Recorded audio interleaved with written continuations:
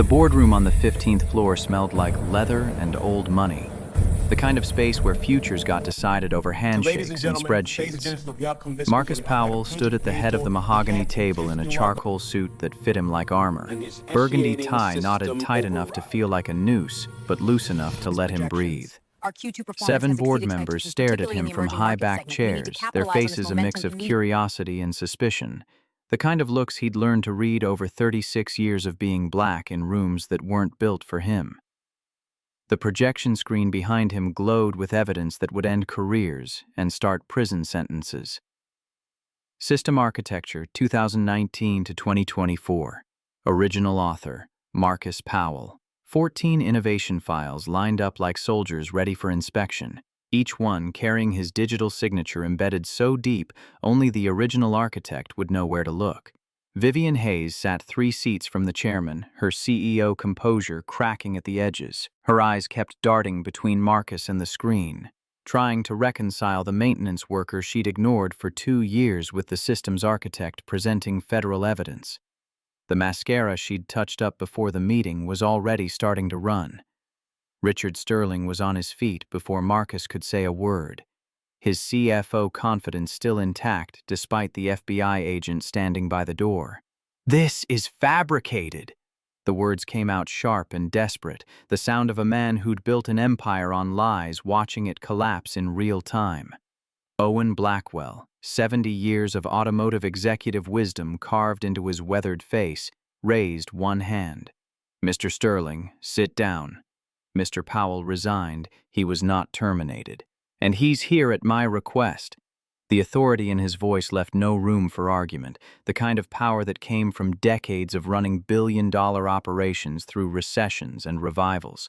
Diana Chen stepped forward from her position by the door, FBI credentials held out like a shield. Special Agent Diana Chen, FBI, Detroit Field Office. Mr. Powell is a witness in a federal criminal investigation.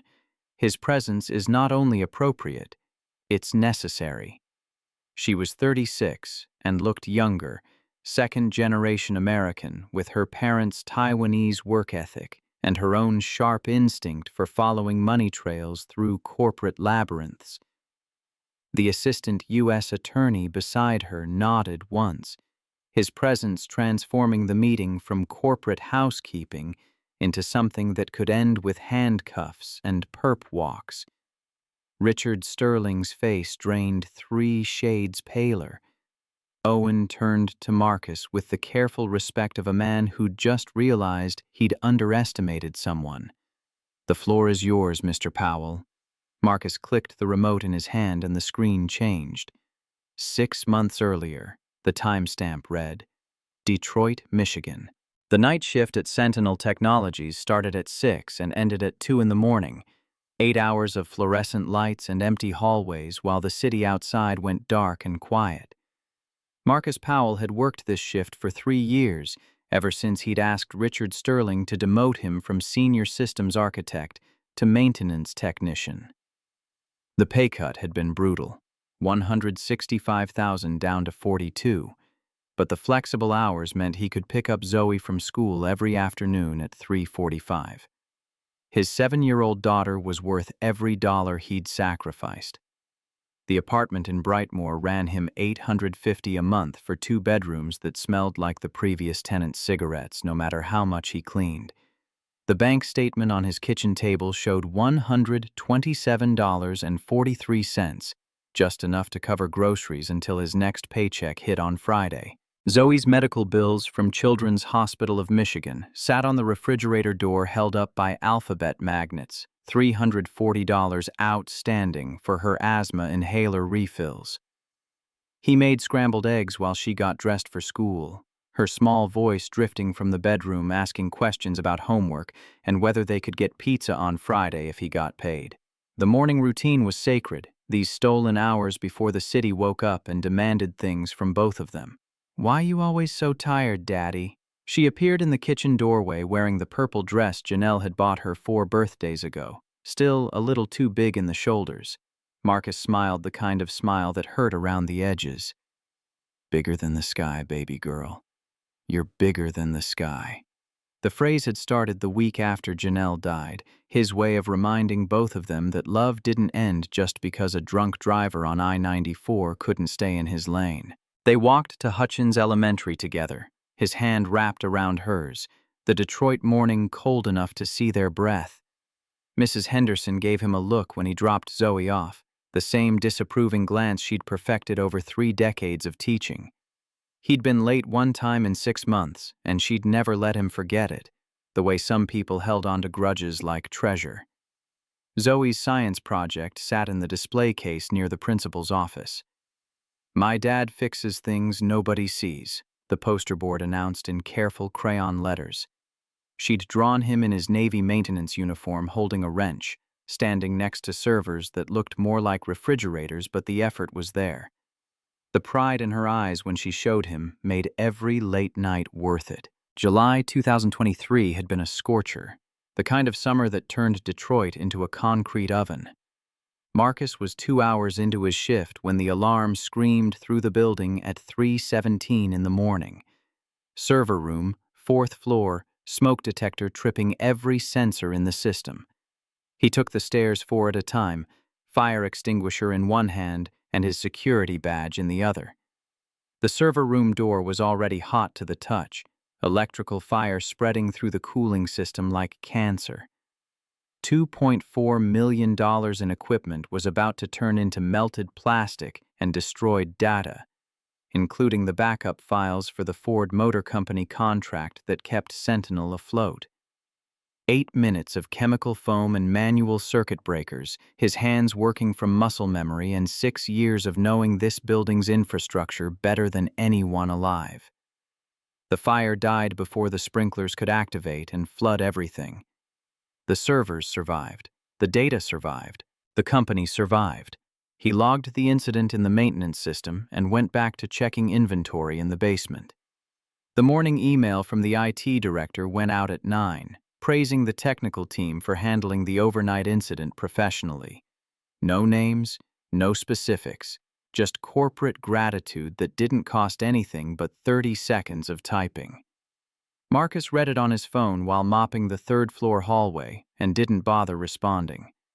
October brought the elevator crisis. 6 executives trapped between the 9th and 10th floors, including Vivian Hayes herself. The emergency call came through at 4:30 in the afternoon, right when Marcus should have been leaving to pick up Zoe. He texted the aftercare program that he'd be 15 minutes late and grabbed his tools. The elevator shaft was dark and smelled like grease and old coffee. He climbed the maintenance ladder while security tried to keep the executives calm through the intercom. The brake mechanism had seized, a maintenance issue he'd flagged 6 months ago that never got budgeted for repairs. 8 minutes of manual release work, his hands cramping around the wrench, before the elevator lurched down to ground level and opened. Vivian Hayes stepped out first, smoothing her skirt and checking her phone like nothing had happened. "Who fixed this?" Her voice carried the kind of authority that expected immediate answers. Security guard Thompson gestured vaguely toward the maintenance department. "Maintenance handled it, Ms. Hayes." Marcus was 30 feet away cleaning the drinking fountain, invisible in his blue uniform with Powell stitched above the pocket. Vivian walked past him without making eye contact, already on her phone scheduling her next meeting. He picked up Zoe 20 minutes late. Mrs. Henderson marked it down. December's demo catastrophe happened on a Thursday morning when the Amazon Web Services regional director flew in from Seattle for a presentation that could turn into a $40 million partnership. Marcus wasn't supposed to be there, but the night shift supervisor had called in sick, and he'd volunteered to cover the morning. Anything to avoid burning through his limited sick days. The primary server cluster crashed 60 seconds before Vivian was supposed to start the presentation. Every monitor in the demo room going dark like someone had pulled the main breaker. The technical team stood around with their hands in their pockets making excuses, none of them understanding the routing system well enough to diagnose the failure. Marcus was in the back server room with his badge and his knowledge of every line of code he'd written 3 years ago when he still had the title to match his skills. The routing failure was a memory allocation error, the kind of bug that only appeared under specific load conditions. 45 seconds of patching and reallocation while sweat dripped down his back, and the clock counted down to professional disaster. The demo proceeded flawlessly. Vivian shook hands with the AWS director and smiled for the cameras. The internal report credited the finance technology team for their quick response under pressure. Richard Sterling got an attaboy email from the chairman. Marcus went back to checking inventory in the basement, his name absent from every piece of documentation except his own time card. Sharon Liu had been HR director for 6 years, long enough to develop instincts about which files contained bodies and which ones just held the usual corporate dysfunction. The archived personnel folders from 2019 caught her attention during a routine compliance audit. Something about the dates not lining up with the official story. Marcus Powell, hired March 2019 as Senior Systems Architect. Salary $165,000.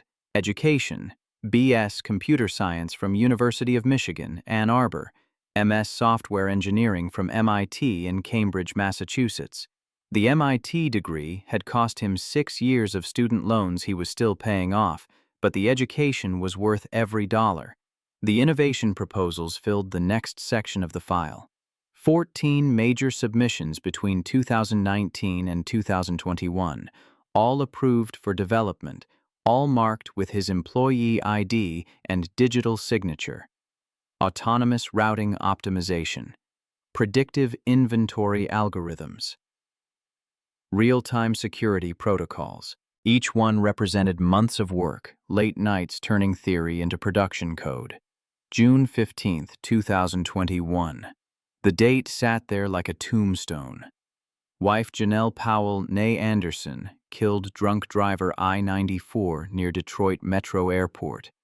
The accident report was 3 pages of police jargon that boiled down to wrong place, wrong time. Drunk driver crossed the median at 80 miles per hour. Marcus had been at work when he got the call. Zoe had been at daycare, 3 years old and waiting for her mother to pick her up. August 1st, 2021, 2 months later. Request for voluntary demotion to maintenance technician. Stated reason: need flexible schedule for daughter, reduced stress, health insurance retention. Richard Sterling's signature approving the request looked almost compassionate on paper, the kind of move that made executives feel good about their humanity. Sharon scrolled down to the next file dated November 2021, 3 months after Marcus's demotion. Finance Team Innovation Portfolio. Presented to Board of Directors by CFO Richard Sterling. The document listed 14 major technical achievements, all branded as Finance Technology Division initiatives. The descriptions matched Marcus's proposals, word for word. The code repositories referenced were Marcus's work with his name stripped out and replaced with generic team attributions. Sharon's hand covered her mouth as the pattern assembled itself into something criminal. Every innovation Marcus had created while grieving his dead wife and raising his daughter alone had been systematically stolen and rebranded by the man who'd approved his compassionate demotion. She printed the files and locked them in her desk drawer, the kind of evidence that could end careers or get people fired depending on who controlled the narrative.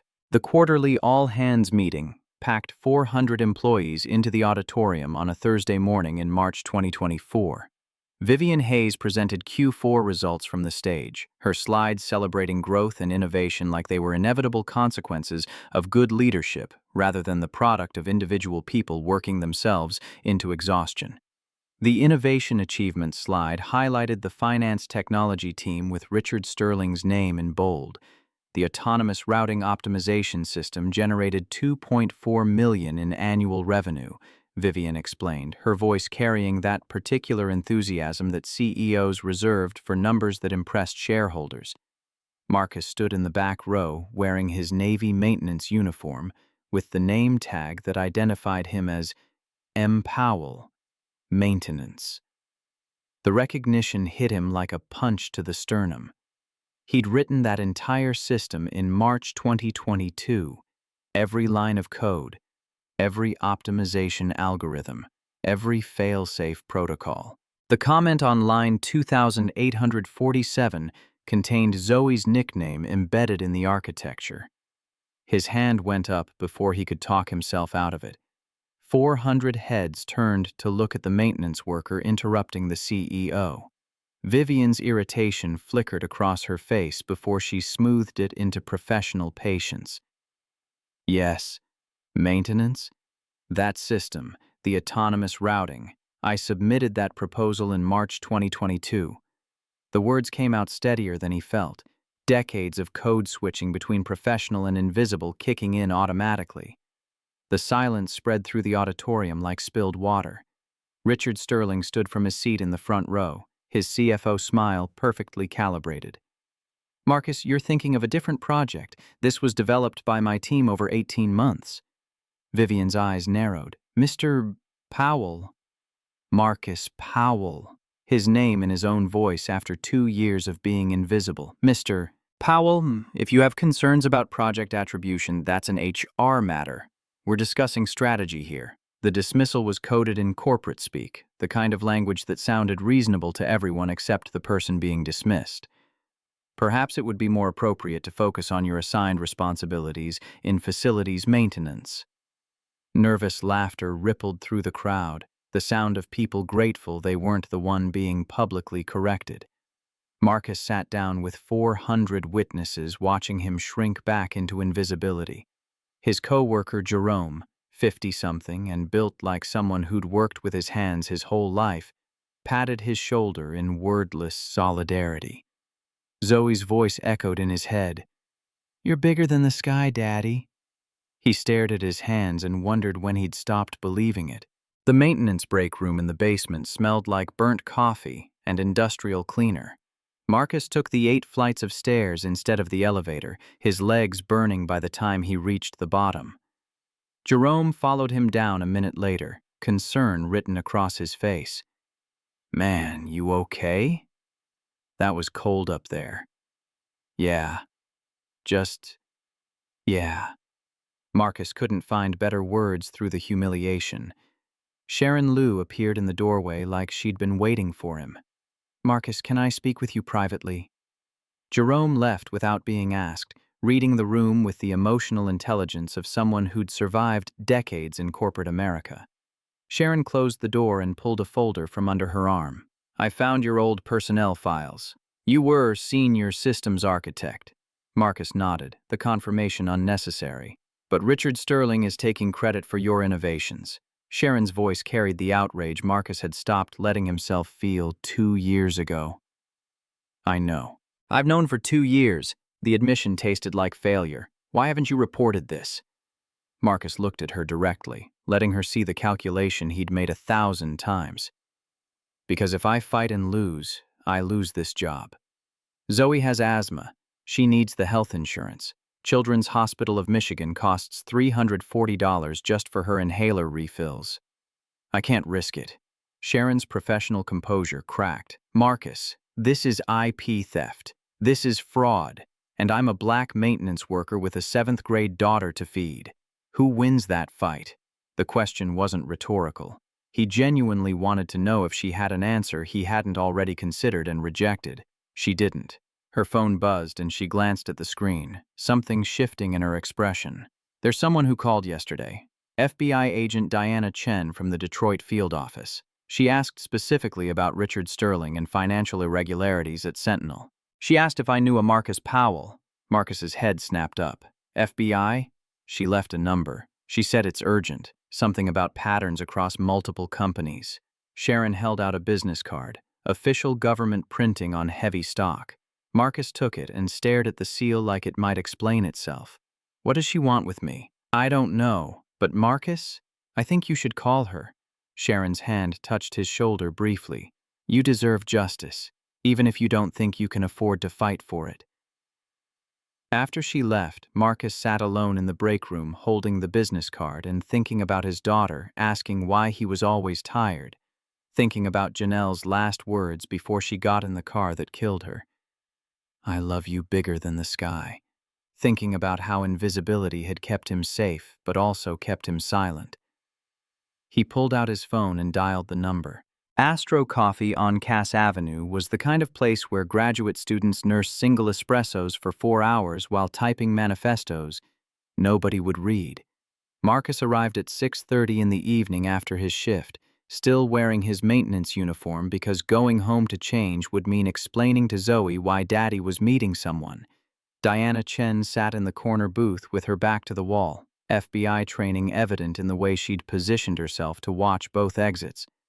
She was 36 but looked younger, professional blazer over a blouse that said, "Federal Agent," without screaming it. Her credentials sat on the table between them like proof she wasn't wasting his time. "Marcus Powell? Thank you for meeting me." Her handshake was firm, the kind that said she'd learned to overcompensate for being underestimated. "Your message said this was about Sentinel Tech." Marcus stayed standing until she gestured for him to sit. "More specifically, about Richard Sterling. And about you." She opened a tablet and turned it so he could see the documentation. "We've been investigating a pattern. Corporate executives at 3 different companies, one in Chicago, one in Columbus, one here in Detroit, all exhibiting identical schemes. The screen showed financial flowcharts that looked like conspiracy theories until you understood what you were looking at. Embezzlement through shell consulting companies. Intellectual property theft from subordinates. Systematic manipulation of personnel records." A photo of Richard Sterling appeared, his professional headshot smiling like he'd never stolen a thing in his life. "He's our Detroit target, and we found your name buried in technical documentation." Diana scrolled through code repositories, timestamps, metadata that told stories the surface level tried to hide. "How?"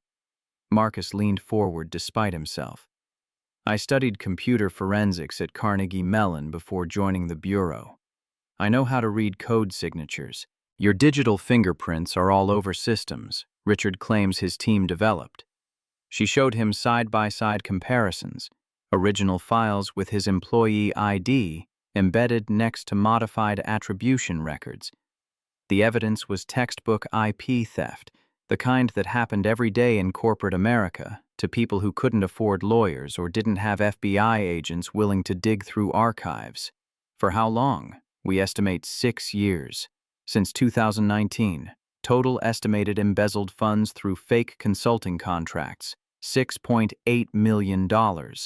Diana let the number sit there between them like a grenade. "And your stolen innovations, if properly licensed to third parties, worth approximately $12.4 million. Marcus sat back, the math doing violence to his understanding of the last 6 years.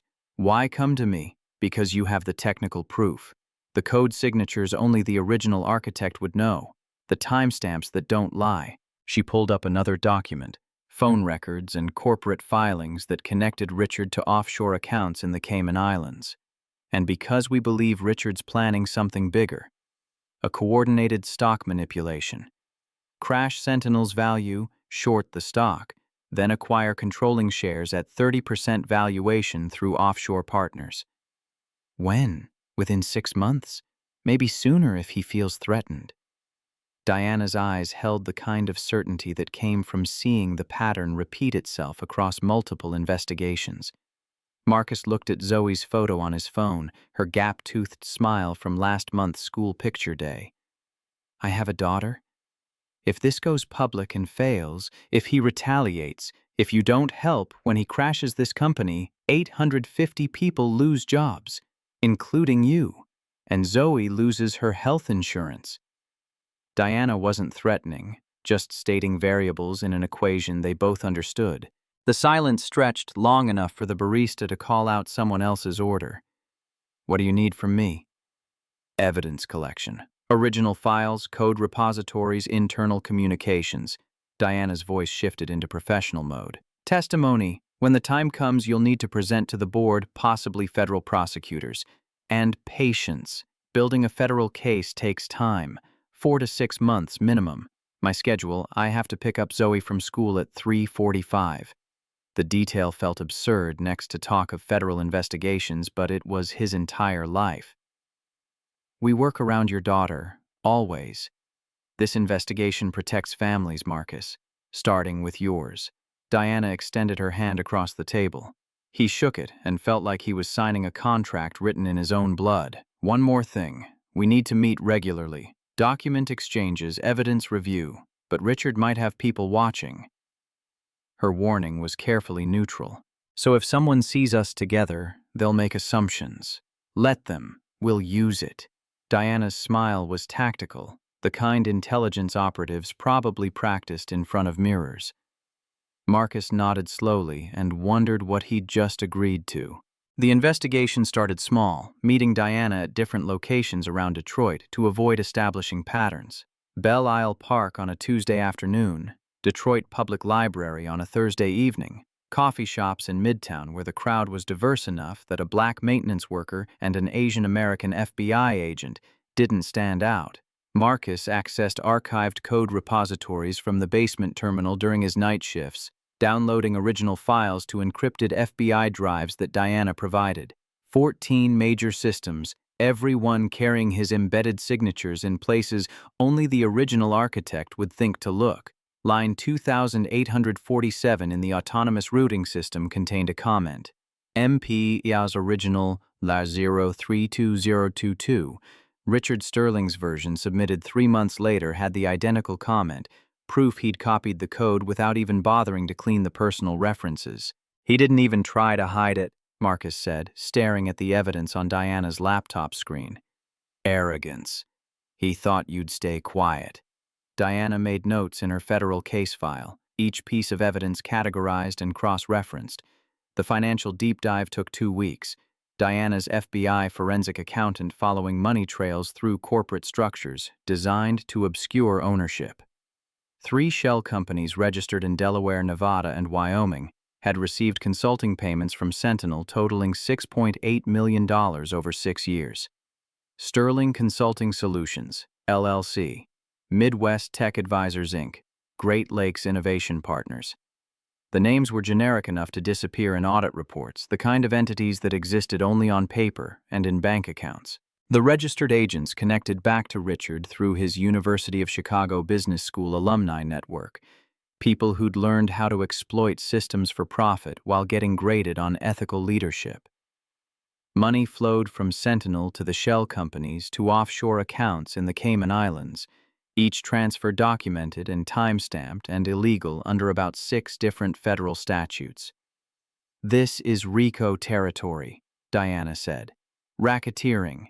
This is federal. Sharon Liu provided HR documentation with the careful discretion of someone who knew she was committing career suicide if anyone found out. 73 schedule change requests from Marcus between January 2022 and December 2023, all requesting flexibility to pick up his daughter from school, all denied by Richard Sterling's signature. The comparison data told the story statistics always told when someone bothered to look. White male employees filed 48 similar requests in the same period. 44 approved, 92% success rate. Black male employees filed 12 requests, 3 approved, 25%. Marcus's requests, 73 total, 0 approved, 100% denial rate. Disparate treatment, systematic discrimination, the kind of pattern that made federal civil rights attorneys smile like sharks. Paul Martinez was COO and had the kind of conscience that kept him up at night. He started secretly recording executive meetings in February after noticing irregularities in Richard's financial reports. Michigan was a one-party consent state for recordings, which meant Paul's evidence was legal even if it was ethically questionable. The recording from March captured Richard discussing obstacles that needed removing before the Q3 board review. "That maintenance worker is becoming a problem," Richard's voice said through Paul's phone speaker. "We need to make sure he has reasons to resign, or reasons to be fired." Paul brought the recording to Diana through an anonymous tip line and then showed up at Marcus's apartment to apologize in person for staying silent so long. Marcus found the backdoor code in the 5th week of investigation, buried in the core routing system with an insertion timestamp from February 2024. The access credentials belonged to Richard Sterling's executive override, and the function was elegant in its malice. Trigger cascade failures on command. Make it look like natural system degradation. Crash the company value and profit from the fall. This isn't just theft, Marcus said, staring at the malicious code. This is premeditated corporate sabotage.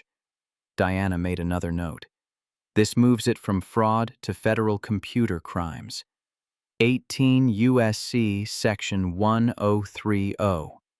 She rattled off the statute number like it was her phone number.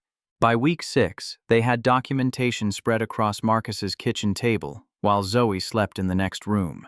Original code files with timestamps.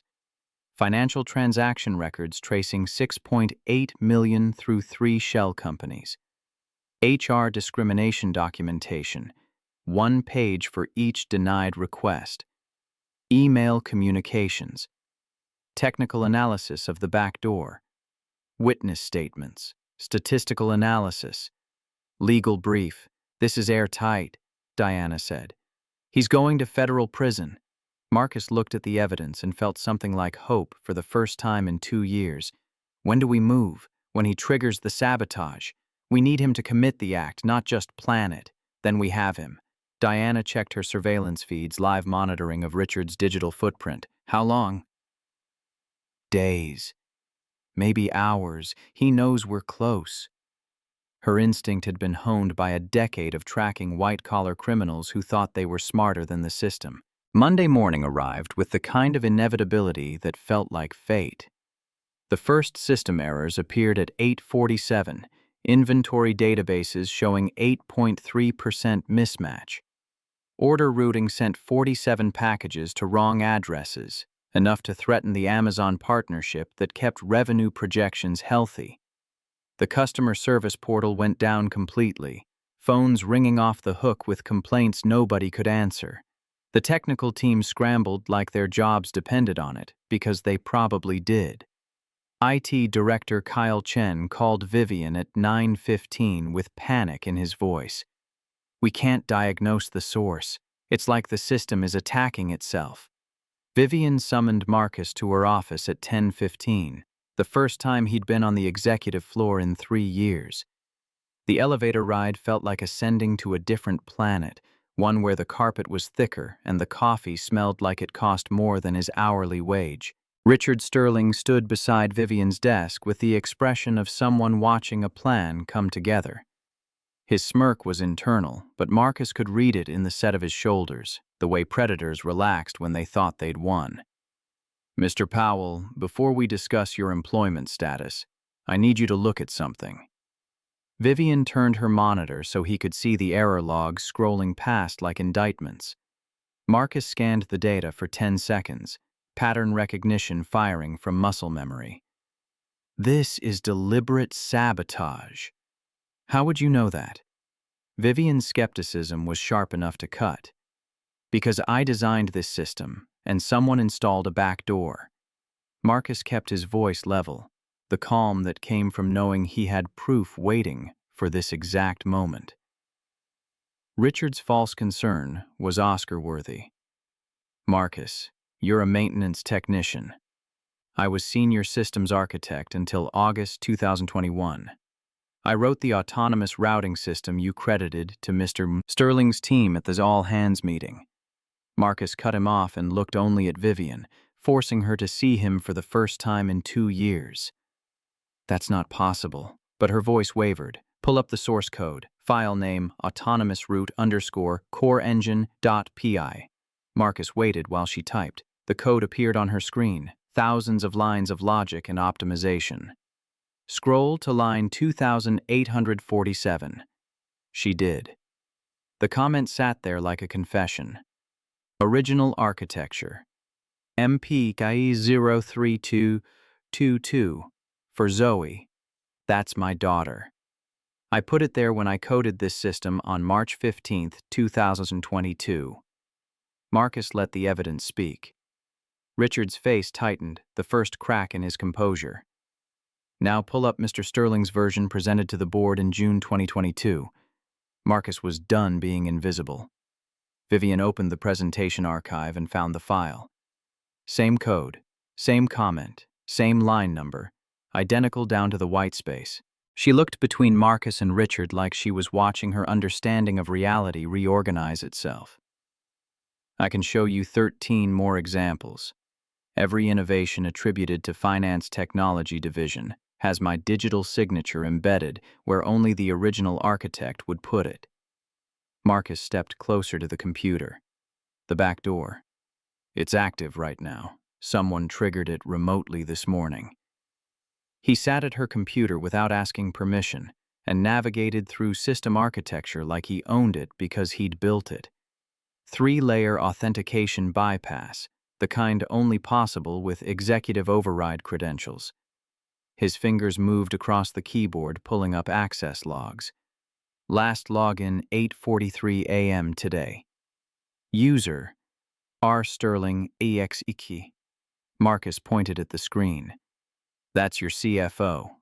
He installed malware in your core systems and activated it 4 minutes before the failures began. Vivian stared at the evidence like it was written in a language she was only starting to understand. Richard's voice had lost its smooth confidence. This is ridiculous. He's framing me because I rejected his... I can trace the backdoor code to an offshore server in the Cayman Islands. Marcus kept talking over him. IP address matches shell company registered by Sterling Consulting Solutions LLC, which has received $6.8 million in fake consulting payments from Sentinel over 6 years. The silence in the office was the sound of power shifting. Vivian looked at Richard with something like betrayal. Is any of this true? Vivian, this man is clearly... Richard started. Call the FBI. Marcus's voice cut through. Agent Diana Chen, Detroit Field Office. She has evidence, and a federal warrant with your CFO's name on it. Vivian's desk phone rang. Her assistant's voice came through the speaker. Ms. Hayes, there's an FBI agent in the lobby. Diana Chen. She says it's urgent regarding Richard Sterling. The two men locked eyes across the desk, Marcus seeing the exact moment Richard understood he'd lost. You called me here to fire me, Marcus said, but I think you should hear what Agent Chen has to say first. Richard made his play in the 5 minutes before Diana could reach the executive floor. He pulled Vivian into the hallway with the urgency of someone trying to control a narrative before it controlled him. Don't let him manipulate you. Richard showed her surveillance photos on his phone. Marcus and Diana at Belle Isle Park, at the library, always in locations that looked clandestine if you wanted them to. This woman he's calling FBI?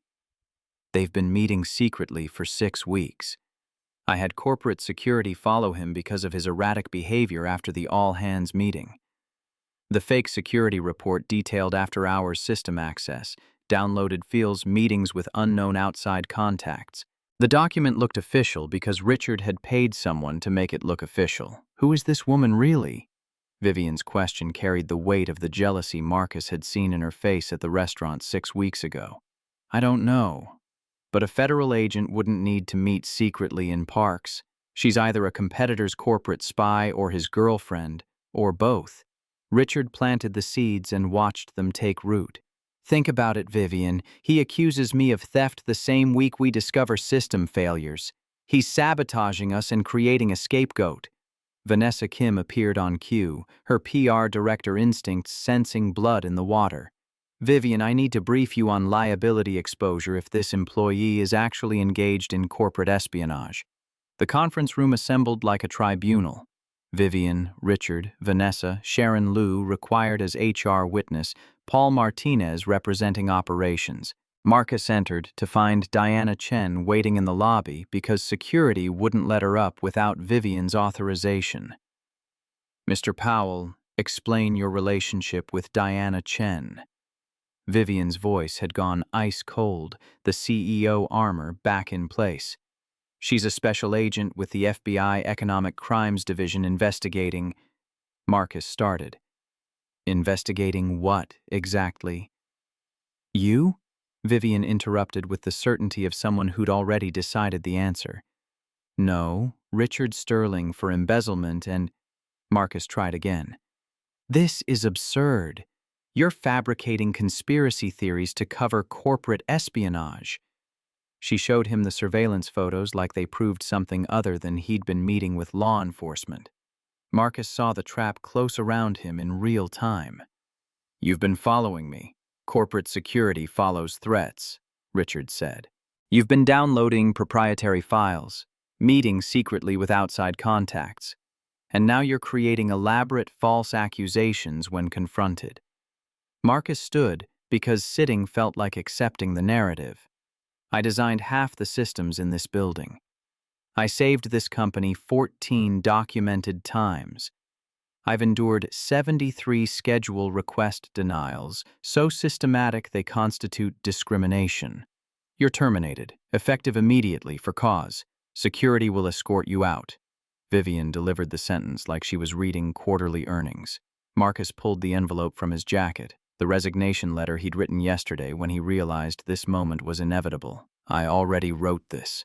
He placed it on the conference table between them. "I'm done being invisible. I'm done begging for dignity. I'm done explaining my value to people who've already decided I have none." He looked at Vivian and let her see everything he'd been hiding for 2 years. "You saw me at that restaurant, you saw me with Diana, and you didn't see a colleague possibly in trouble. You saw a black maintenance worker with a woman you assumed was his mistress." Vivian flinched like he'd slapped her. "You never knew my name. You never knew I designed your systems. You never knew I existed. But you knew I was a threat the second you felt jealous." Marcus picked up his letter and walked toward the door. "That tells me everything about who you are." Sharon started to follow, but Paul grabbed her arm. "Not yet." Marcus walked out of the building for the last time in his maintenance uniform, past the receptionist who'd never learned his name, past the security guard who'd watched him save the building a dozen times without recognition. He picked up Zoe at 2:30, pulling her out of school early because staying at work another minute felt impossible. "Did you lose your job, Daddy?" Her voice was small and scared. "I quit, baby girl." Marcus pulled the car over on Livernois Avenue, empty parking lot, nowhere to hide from her questions. "Because you had to pick me up? Because of me?" Zoe's face crumpled with the guilt only children can manufacture from adult problems. Marcus turned around in his seat and made her look at him. "I did not quit because of you. I quit because they treated me like I was invisible. Like I didn't matter. Like my work, my ideas, my dignity meant nothing. But you are everything that matters. You are bigger than the sky. Are we going to be okay?" The fear in her voice was 7 years old, trying to process 8-year-old problems. "I promise you, baby. We're going to be more than okay." Marcus made the promise before he knew if he could keep it. "What about my medicine? My inhaler?" She was 7 and worried about insurance coverage like she was 17. Marcus's heart broke in his chest. "I will never let you go without your medicine. Never. I'm scared. Me too. But we're going to be brave together." He reached back and held her hand until she stopped crying. Diana arrived at his apartment at 8 p.m. with a briefcase full of documents and the kind of determination that had probably terrified law school professors. Zoe was doing homework at the kitchen table, her wariness obvious when the stranger walked in. "Hi, Zoe. I'm Diana. I work with your dad." Diana's smile was genuine, but Zoe had inherited her father's ability to read people. "Are you the lady from the pictures?" Zoe asked, abashed. Diana glanced at Marcus. "Yes." "How did you—" "They showed me surveillance photos, accused me of espionage." Marcus gestured for her to sit. "Standard intimidation. And exactly what we expected." Diana opened her files on the kitchen table. "Marcus, it's bigger than we thought. Richard Sterling isn't working alone. The network diagram showed connections that turned individual crime into conspiracy. Richard Sterling at the center connected to Vanessa Kim, covering up. Gerald Hoskins, external board member, profiting. 2 executives at previous companies in Chicago and Columbus running the same scheme. This is a 6-year organized fraud ring." Diana's voice carried the weight of federal prosecutors who'd seen this pattern before. "They've done this before. Twice. Total stolen across 3 companies. $18.3 million. How do we stop them? Marcus asked. You testify. Tomorrow, emergency board meeting. I'll be there as federal agent with warrant in hand. Diana's confidence made it sound simple. They'll destroy me. I'm already fired. Marcus stated the obvious. You resigned, that's different, and you can speak as a former employee with first-hand knowledge. Diana corrected. Will Daddy be safe? Zoe looked up from her homework with the directness only children managed. Diana met her eyes and didn't condescend. I will do everything in my power to protect your dad. That's a promise. After Zoe went to bed, Paul Martinez arrived at 9, carrying the weight of his own conscience. I need to show you something.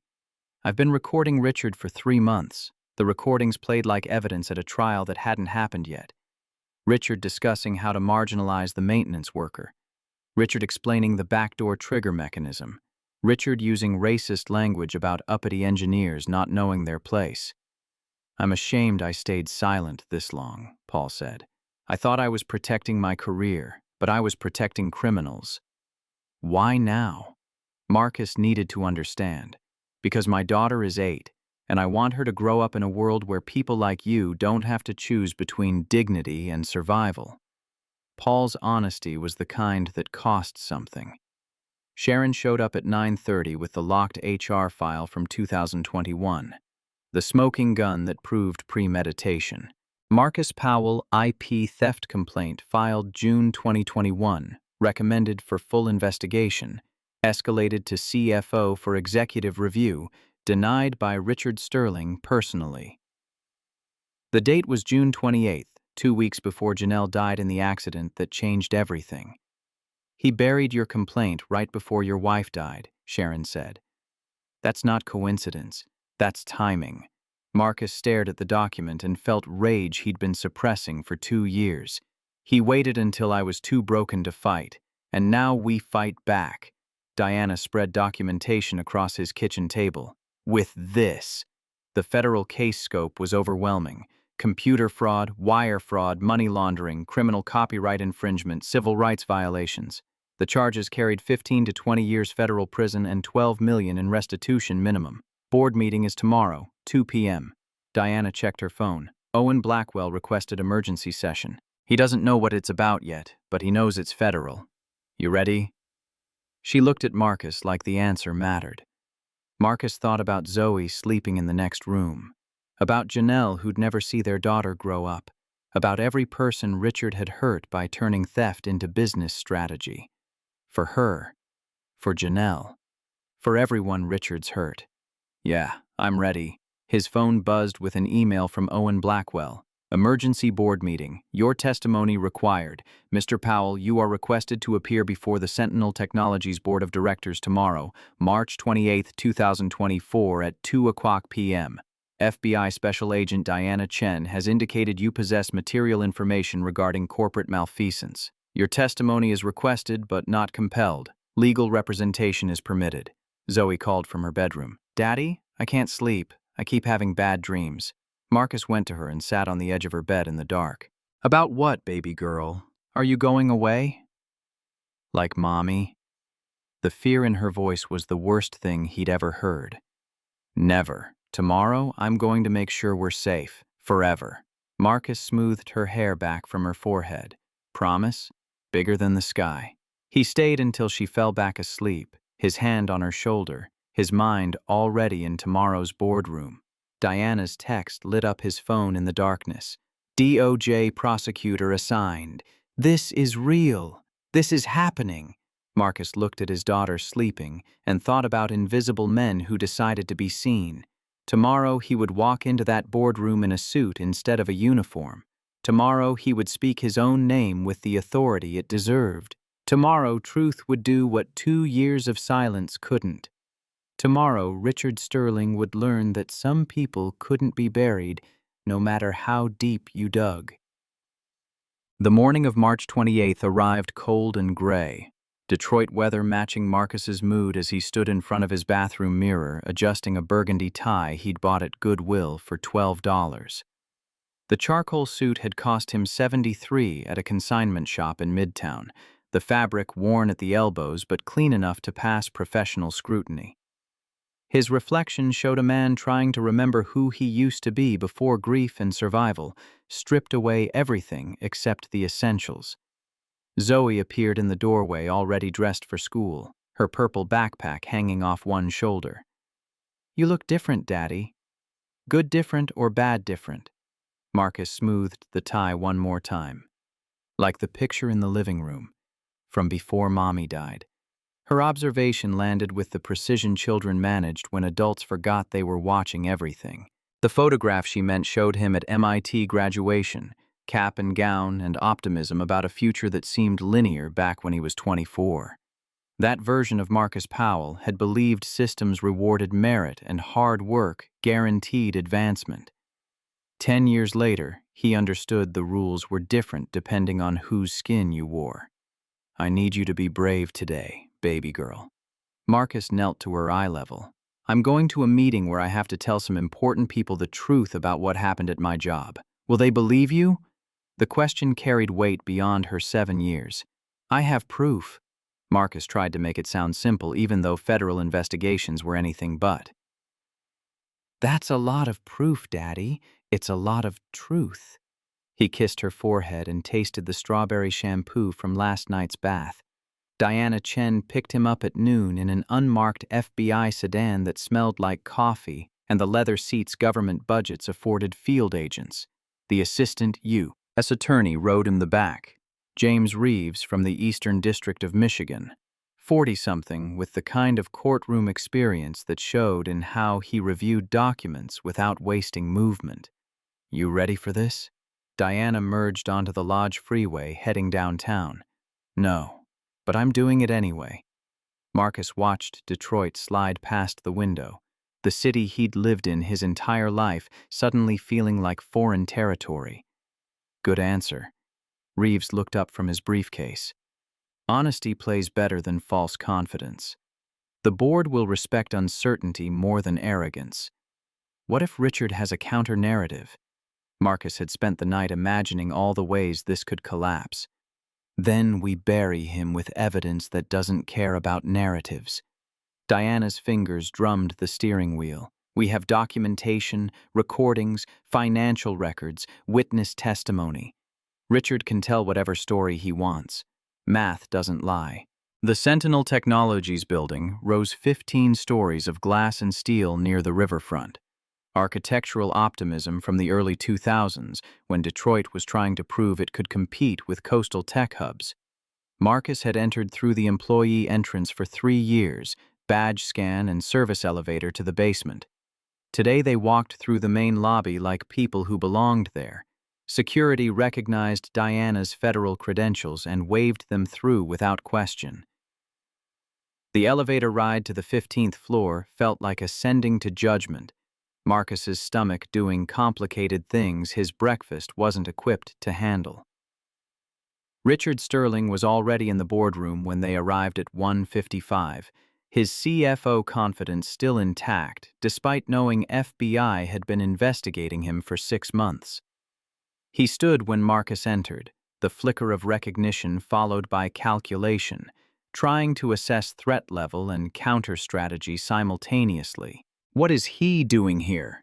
Richard's voice projected authority that assumed everyone would fall in line.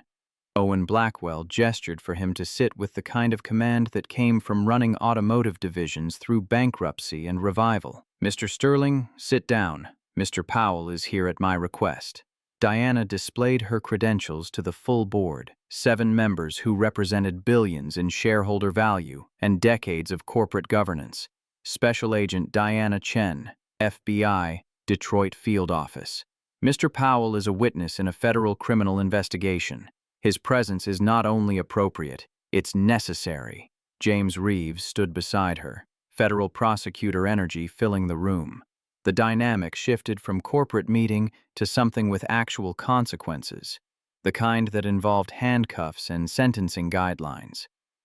Richard tried one more angle through Gerald Hoskins, the external board member who'd been profiting from the shell companies. "Owen, perhaps we should have legal counsel present for Mr. Sterling before proceeding with unsubstantiated. Mr. Sterling is welcome to counsel, but this meeting proceeds."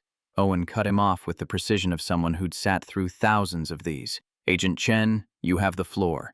Diana connected her laptop to the projection system, and the screen behind Marcus came alive with evidence. Ladies and gentlemen, the FBI has been investigating systematic embezzlement at Sentinel Technologies for 6 months. The shell company network diagram appeared first, 3 entities connected through corporate structures designed to hide ownership. Sterling Consulting Solutions, LLC, registered in Delaware, 2019. Midwest Tech Advisors, Inc. in Nevada, 2021. Great Lakes Innovation Partners in Wyoming, 2023. The names were generic enough to blend into audit reports as legitimate consulting expenses. These entities have received $6.8 million in consulting payments from Sentinel between 2019 and 2024. Diana let the number establish itself. All 3 companies are registered to associates of Richard Sterling through his University of Chicago Business School network. The corporate filings appeared on screen, registered agents whose LinkedIn profiles connected them to Richard through alumni groups and professional organizations. The money trail flowed from Sentinel accounts to shell companies to offshore accounts in the Cayman Islands, each wire transfer documented with dates and routing numbers that told a story accounting couldn't explain away. Bank statements filled the screen, account balances growing, while Sentinel Technologies paid for consulting services that existed only as invoices and fraudulent contracts. Board members leaned forward, the ones who weren't complicit anyway. Patricia Morrison, former federal judge with 30 years on the bench before retirement, made notes with the precision of someone who recognized criminal patterns. This is circumstantial. Richard stood because sitting made him feel defensive. Consulting fees are legitimate business expenses across. We have warrants. Diana's interruption was surgical. Your financial records are federal evidence, and your signatures are on every fraudulent contract. She advanced the presentation to signature comparisons, Richard's handwriting consistent across documents that established a pattern of systematic theft. Mr. Powell, would you present your findings? Diana stepped aside and Marcus walked to the podium with his hands steady despite everything. I was hired by Sentinel in March 2019 as Senior Systems Architect, salary $165,000. His voice carried better than he expected, 3 years of maintenance work apparently not enough to erase his professional training. My role: design core infrastructure for logistics AI systems. Between 2019 and 2021, I submitted 14 major innovation proposals. All were approved for development. Marcus clicked the remote, and the screen split into 2 columns. I'll demonstrate 3 examples of systematic theft. The first example showed his original autonomous routing code next to Richard's presentation from 3 months later. The files were 99.7% identical, the kind of match that happened through copying, not coincidence. Marcus scrolled to line 2847, where his personal comment sat embedded in the architecture. Original architecture. P032-022 for Zoe. Richard's version on the right side of the screen contained the exact same comment, word for word, proof that he'd stolen code without even basic cleanup. That comment is my daughter. I put it there when I wrote this system. Marcus kept his voice level, Mr. Sterling's finance team version has my personal note still embedded. This system alone generates $2.4 million annual revenue. I received no credit, no compensation, no attribution. The second example followed the same pattern, predictive inventory algorithms Marcus had designed in July 2021, appearing in Richard's October presentation with the embedded signature still visible. Powell Predictive Inventory V2 1072121, sitting in the code like a fingerprint Richard hadn't bothered to wipe. The third example was the one Marcus had planted deliberately, knowing his work might get stolen. Security Protocol Code from September 2022, with a comment on line 4329 that read, "If you're reading this, you didn't write it. This is Marcus Powell's architecture. You're a thief." MP. Richard's November 2022 presentation to the board contained the identical comment calling him a thief, presented as Finance Technology Division innovation, while the code literally accused him of the crime. Audible gasps rippled through the boardroom. Owen Blackwell's expression hardened into something that looked like controlled rage. My God. All 14 innovations have similar embedded signatures. Marcus moved through the evidence with the confidence of someone who'd built these systems from nothing. I can prove authorship on every single one. Total value if properly licensed to third parties, $12.4 million. I was paid nothing. Credited never. And when I asked about compensation in June 2021, Mr. Sterling buried my inquiry. Sharon Liu stood from her position along the wall, HR director presence transforming from observer to witness. I'd like to present personnel documentation. The spreadsheet filled the screen with 73 rows of schedule change requests, all denied, all bearing Richard Sterling's signature.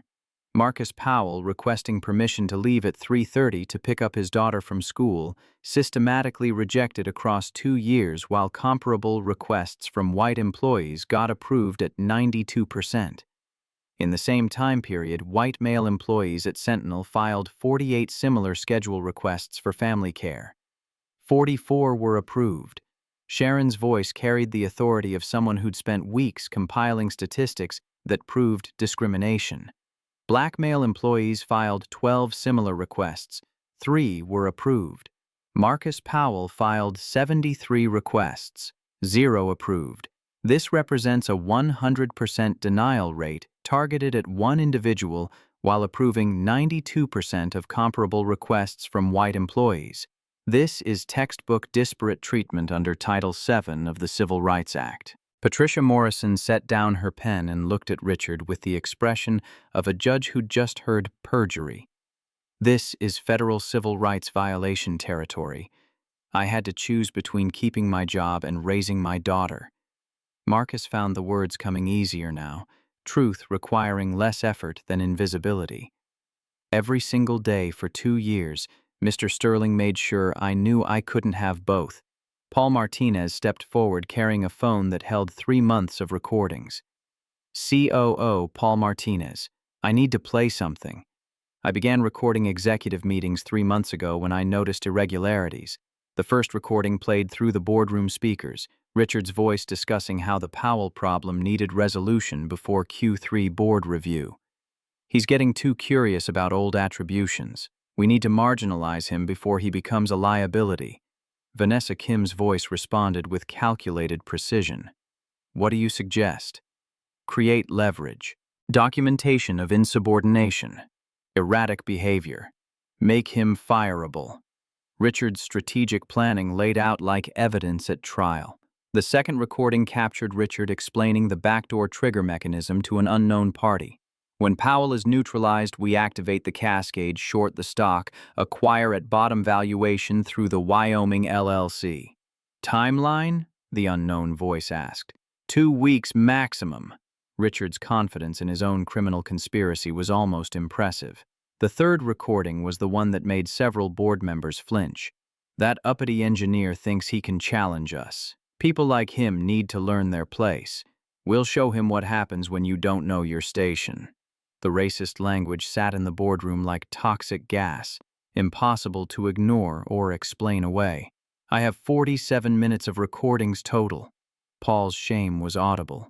This is systematic, premeditated, and racist. I should have spoken up months ago. I didn't because I was afraid for my career. That makes me complicit. Diana stepped forward again, federal authority reasserting itself. And it constitutes evidence of conspiracy to commit securities fraud, computer crimes, and civil rights violations. Owen Blackwell turned to Marcus with the careful respect of someone who'd just watched their assumptions get demolished. Mr. Powell, I need to ask you directly. Why didn't you report this sooner? Marcus stood at the podium and let himself be seen completely for the first time since Janelle died. Mr. Blackwell, members of the board.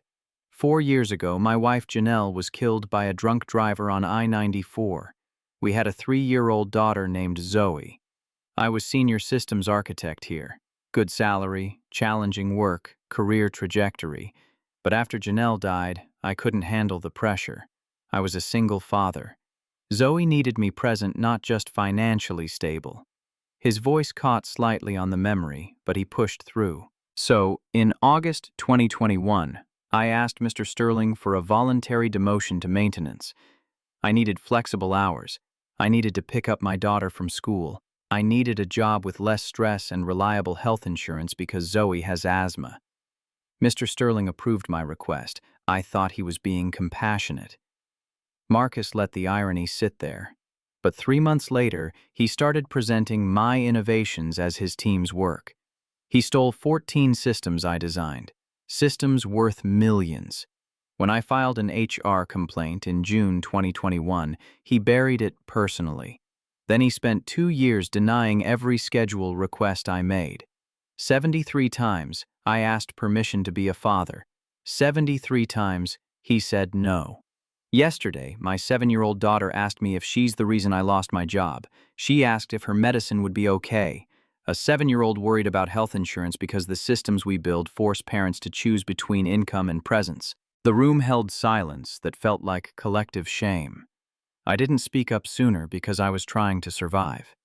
Because I'm a black man in a blue uniform, and I know exactly how that story ends when you challenge a white executive with power and connections. Marcus met Owen's eyes directly. But I'm not invisible anymore. I have FBI support. I have federal prosecutors. And I have a daughter who deserves to grow up knowing her father fought for dignity instead of accepting erasure. So, no. I didn't speak sooner. But I'm speaking now. And you're going to listen because the alternative is watching this company collapse under federal investigation while your CFO goes to prison for racketeering. Patricia Morrison started a slow clap that built as other board members joined. She stood, then Owen, then the others who weren't complicit. The applause felt like vindication and apology combined, inadequate for what Marcus had endured, but better than continued silence. Richard remained seated, his strategic options narrowing to legal defense and damage control. "This is a conspiracy." He stood abruptly, the desperation finally showing. He's a disgruntled employee working with the FBI to fabricate evidence and destroy.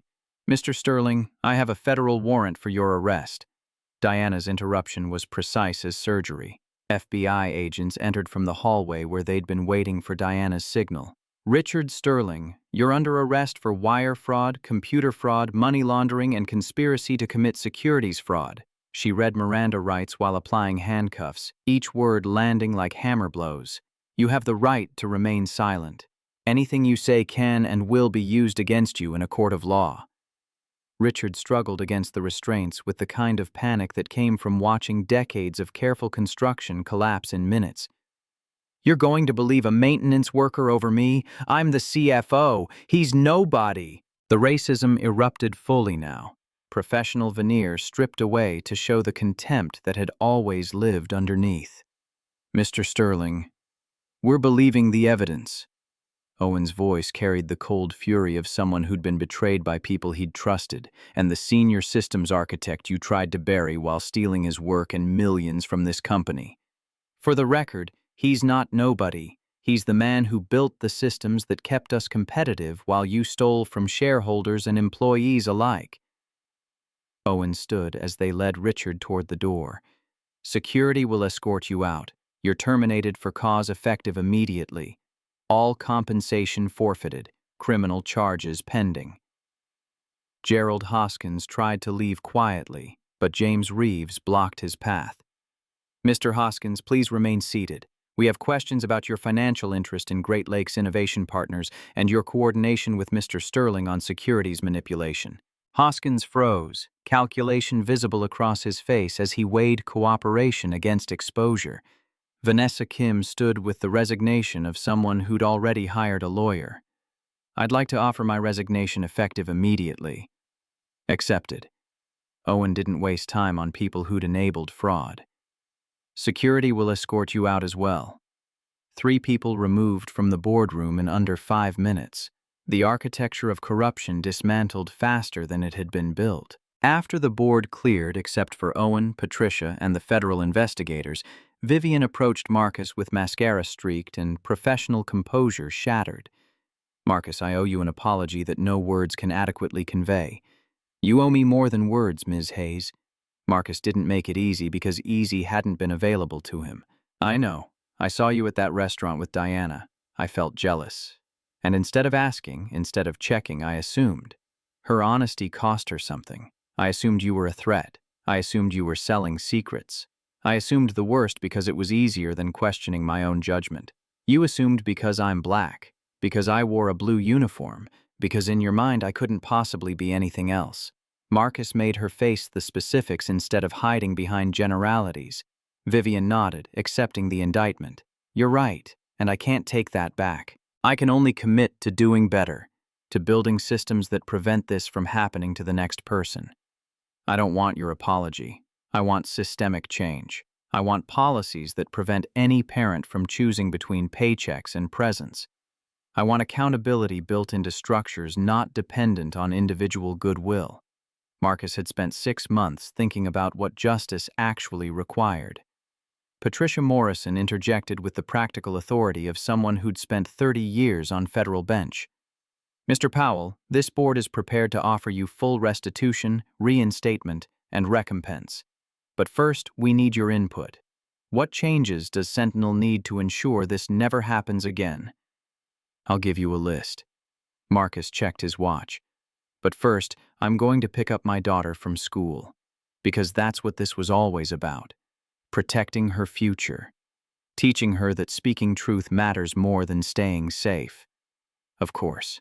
Owen extended his hand and Marcus shook it, the gesture carrying weight beyond professional courtesy. "We'll reconvene tomorrow. And Mr. Powell, thank you. For your courage. For your integrity. For refusing to let us ignore our failures." The drive to Hutchins Elementary took 20 minutes through afternoon Detroit traffic, Marcus sitting in the back of Diana's sedan, watching the city transform from corporate downtown to residential neighborhoods, where kids played on sidewalks and corner stores sold loose cigarettes alongside lottery tickets. "You did good in there." Diana caught his eye in the rearview mirror. "I've worked fraud cases for 10 years. That was the most composed testimony I've seen from a civilian under that kind of pressure. I had truth. That makes composure easier." Marcus felt the adrenaline starting to drain, exhaustion creeping in to fill the space. Most people with that much evidence still crumble when their abuser is in the room. Diana's observation carried the weight of experience. "You didn't flinch. You didn't apologize. You stood there and made them see you. That takes something evidence can't provide." "I had no choice. Invisibility almost destroyed me." Marcus thought about the last 3 years, how survival had required erasing himself piece by piece. "I won't teach my daughter that staying small keeps you safe. It doesn't. It just makes you easier to ignore when they come to take what's yours." Zoe ran to the car when she saw him, purple backpack bouncing, gap-toothed smile splitting her face like sunrise. "Daddy, you're early. I promised I'd always pick you up, baby girl." Marcus lifted her into a hug that felt like coming home. "How was school?" "Good. I got 100 on my spelling test." She showed him the paper with a gold star Mrs. Henderson had reluctantly awarded. "That's my smart girl, bigger than the sky." He buckled her into the back seat and climbed in beside her, because sitting up front felt wrong when she was within reach. "Did your meeting go okay?" Zoe asked with the careful concern children developed when they'd learned adults had problems that affected them. "Yeah, it went really well. The people I needed to convince listened, and the person who was doing bad things is going to face consequences." Marcus tried to explain federal prosecution in 7-year-old terms. "So we're safe now?" Her question cut through everything. "We're safe now." He made the promise and believed he could keep it. That evening, the news broke across Detroit media like wildfire through dry grass. Sentinel Tech CFO arrested in $6.8 million embezzlement scheme. Black engineer exposes racial discrimination and corporate fraud. Invisible architect. How Marcus Powell brought down corrupt executive through federal investigation. Marcus's phone exploded with calls from reporters wanting interviews, old colleagues offering congratulations mixed with apologies for their silence, recruiters from tech companies across the Midwest sensing opportunity. He turned the phone off and made dinner with Zoe, scrambled eggs again because it was Tuesday, and Tuesdays meant eggs and toast. NPR played his interview from earlier that afternoon, his voice coming through the kitchen radio with strange authority. "I didn't do this for revenge. I did it so my daughter knows integrity matters more than invisibility. So she grows up understanding that speaking truth protects more people than staying quiet ever could." The clip went viral, shared 2.4 million times across social platforms by people who saw their own struggles reflected in his story. Comments flooded in with variations on the same theme. "This happened to my uncle. This happened to my sister. This happened to me and I stayed silent because fighting felt impossible." Marcus read some of them after Zoe went to sleep, the testimonials of invisible people who'd been waiting for permission to speak. His story wasn't unique. It was structural, repeated across industries and decades, the same patterns of theft and discrimination dressed up as business strategy. Diana called at 9 with updates on the federal case. "Richard's lawyer is already talking plea deal. He wants to cooperate. Give us the network beyond Sentinel in exchange for reduced sentencing." "Will it work?" Marcus asked. "Depends on what he offers." Diana's skepticism was professional, but even with cooperation, he's looking at minimum 8 years federal prison. The evidence is too strong for anything less. And the others? Hoskins is negotiating through counsel. Vanessa took a cooperation agreement, 2 years probation and testimony against Richard. She's small fish, but her communications records fill in gaps. Diana rattled off the status updates like baseball scores. "The conspiracy charge gives us leverage across state lines. We've already identified 4 other companies where Richard ran similar schemes between 2017 and 2019. How many people did he hurt?" The scope kept expanding. "We're estimating over 300 employees across 5 companies. Some lost jobs when companies failed, some had their innovations stolen, some faced discrimination that forced them out." Diana paused. "Your case is the one with enough evidence to dismantle the entire network. Without your documentation, he'd still be operating." Marcus thought about 300 people whose lives got damaged by one man's greed and systemic failures that protected him. "I just wanted to pick up my daughter from school. I know, and because you fought for that, 73 other families are going to get justice through the settlement fund." Diana's voice carried something like admiration. "The DOJ is opening a civil rights investigation. Your HR documentation proved disparate treatment. That's going to trigger reviews across the industry." The weight of it settled on Marcus's shoulders, responsibility he hadn't asked for but couldn't refuse. When does it go to trial? Probably won't. Richard's lawyer is smart enough to know juries don't like rich white executives who steal from black employees while using racist language in recorded conversations. Diana's assessment was clinical. "We're looking at plea deal within 3 months, sentencing within 6. You'll need to provide victim impact statement, but that's months away." What happens to Sentinel? Marcus still cared despite everything. That's up to the board. Vivian Hayes is facing pressure to resign, but she's fighting to stay, trying to prove she can rebuild the culture. Diana's intel was thorough. Paul Martinez is interim CFO. Sharon Liu got promoted to Chief People Officer. They're implementing the reforms you outlined. Which ones? Marcus had given Owen a list that morning, 15 policy changes ranging from innovation attribution to family flexibility to whistleblower protection. All of them. Diana's surprise was audible.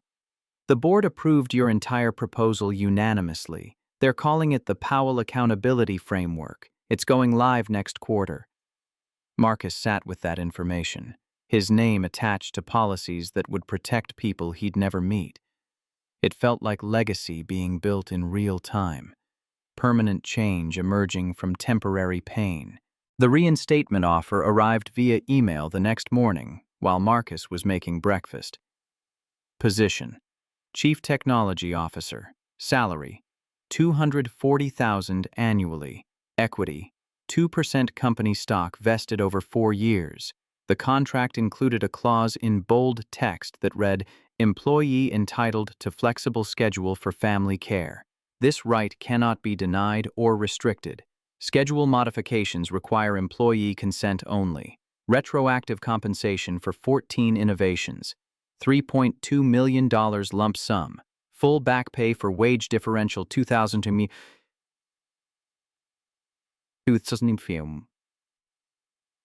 4. $492,000. Marcus stared at the numbers until they stopped looking like digits and started looking like security. Like Zoe's college fund. Like never choosing between rent and groceries. Like breathing room he hadn't experienced since Janelle died. He accepted the offer before he could talk himself out of it. The first day back at Sentinel Technologies felt like walking into an alternate dimension where people actually saw him. The receptionist who'd ignored him for 3 years called him Mr. Powell and asked if he needed anything. Security guard Thompson shook his hand and apologized for not noticing all the times Marcus had saved the building. The elevator to the executive floor opened with his new badge access, the same floor he'd been escorted off 2 weeks ago. His office was corner suite with windows overlooking the Detroit River, space that had belonged to Richard Sterling before federal custody. The nameplate read, "Marcus Powell, Chief Technology Officer," in letters large enough to read from the hallway. Paul Martinez appeared in the doorway holding coffee and apology. "Welcome back. I know that doesn't cover it, but I needed to say it anyway. You recorded him.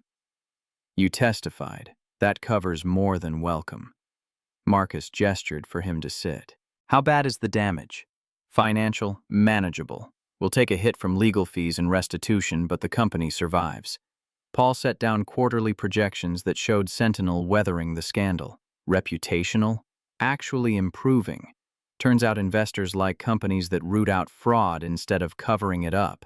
And internally, Marcus needed to know what he was walking into. Mixed. Paul's honesty was refreshing. Some people are embarrassed they didn't see it. Some are angry at themselves for staying silent. A few are resentful that you disrupted their comfortable ignorance. But most are grateful someone finally said the truth out loud. The technical team assembled at 10 for Marcus's first meeting as CTO. 40 engineers ranging from recent college graduates to veterans with decades of experience. Some looked supportive. Some looked skeptical. One older developer named Jeremy radiated hostility from his position in the back row. "I know this is an unusual situation." Marcus stood at the front of the conference room without notes. "Going from maintenance to CTO isn't a traditional career path. I'm still figuring out management. I'll make mistakes, but I promise you this.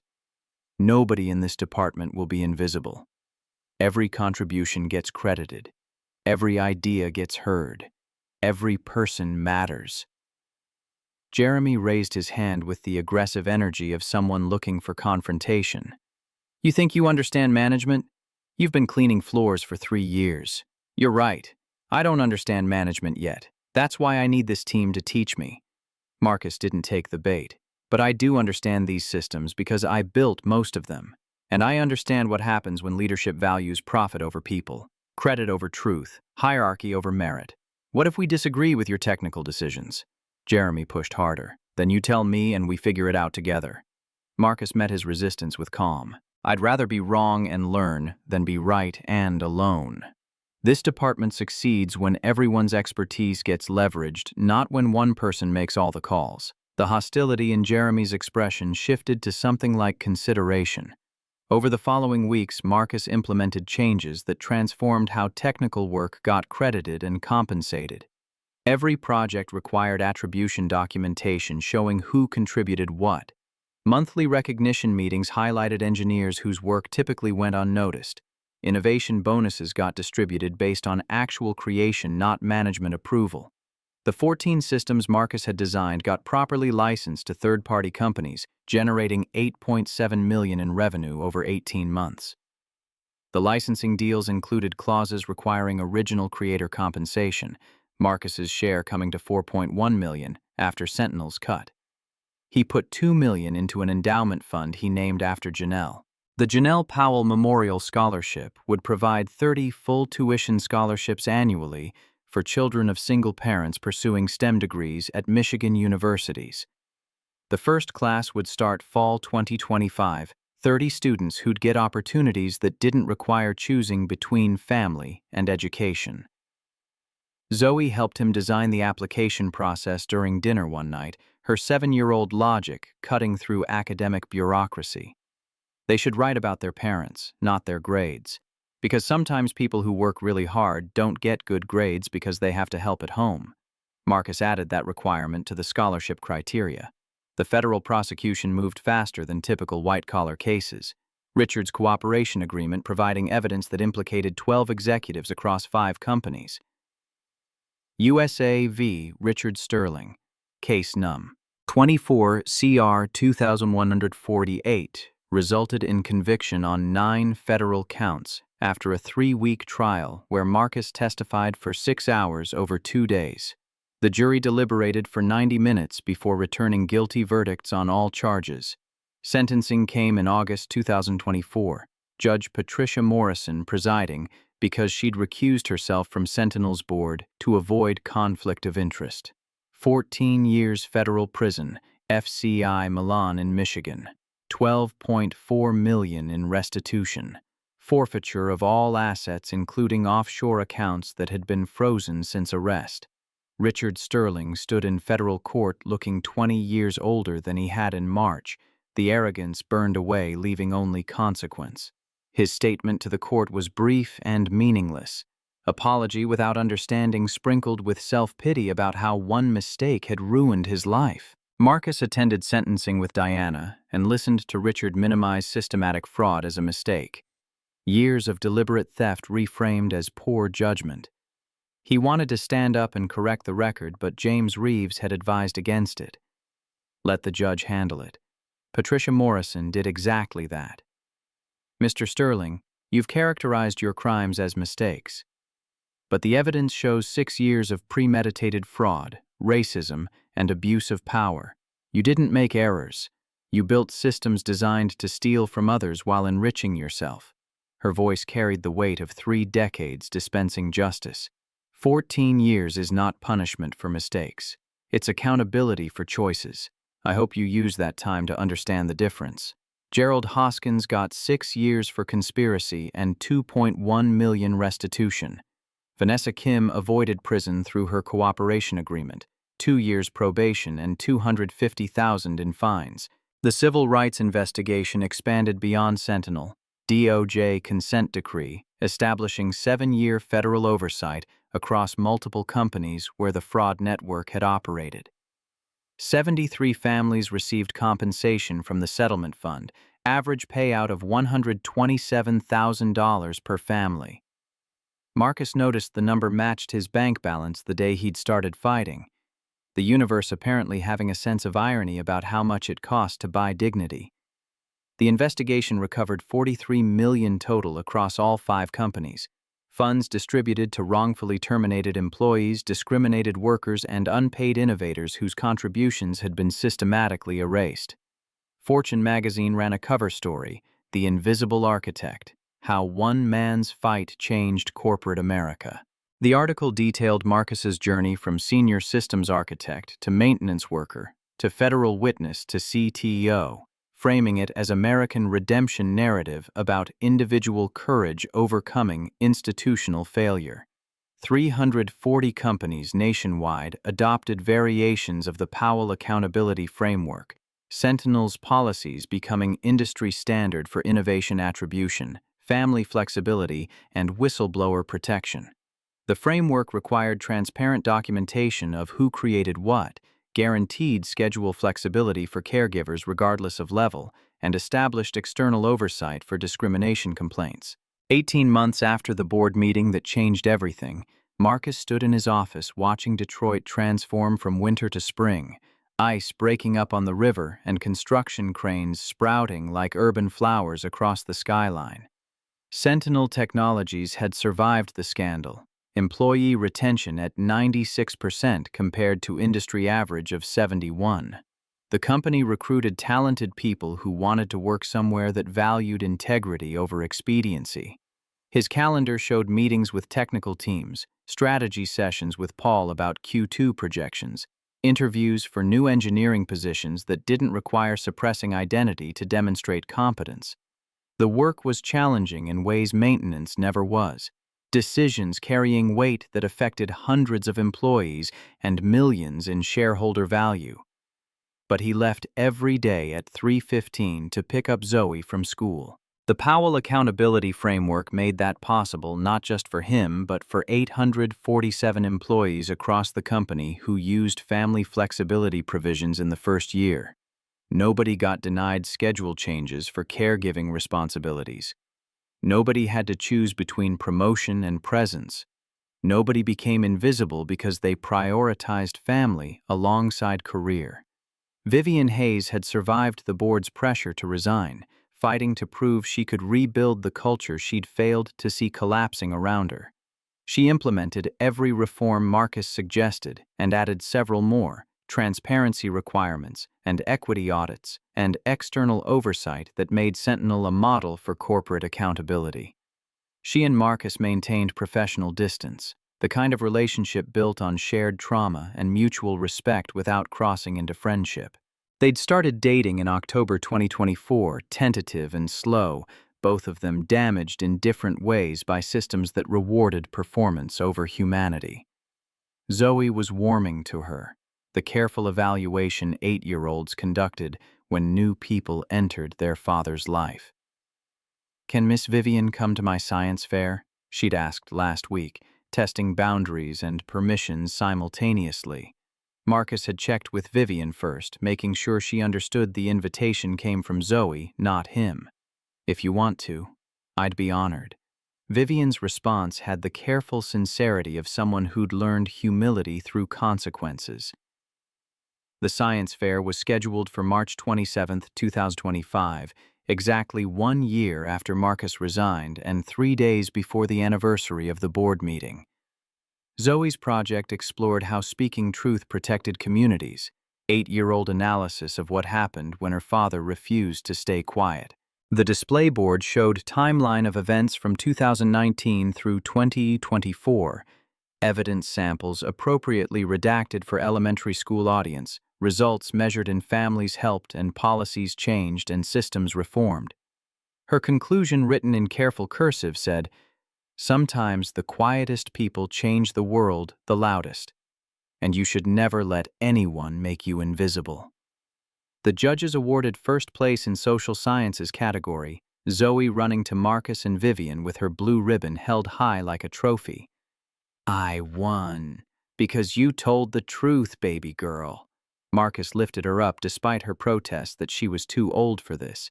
"Just like I did. Will things stay changed?" Zoe asked later when they were eating celebration dinner at the same diner they'd gone to the night before the board meeting. "Or will people forget?" "We're going to make sure they don't forget."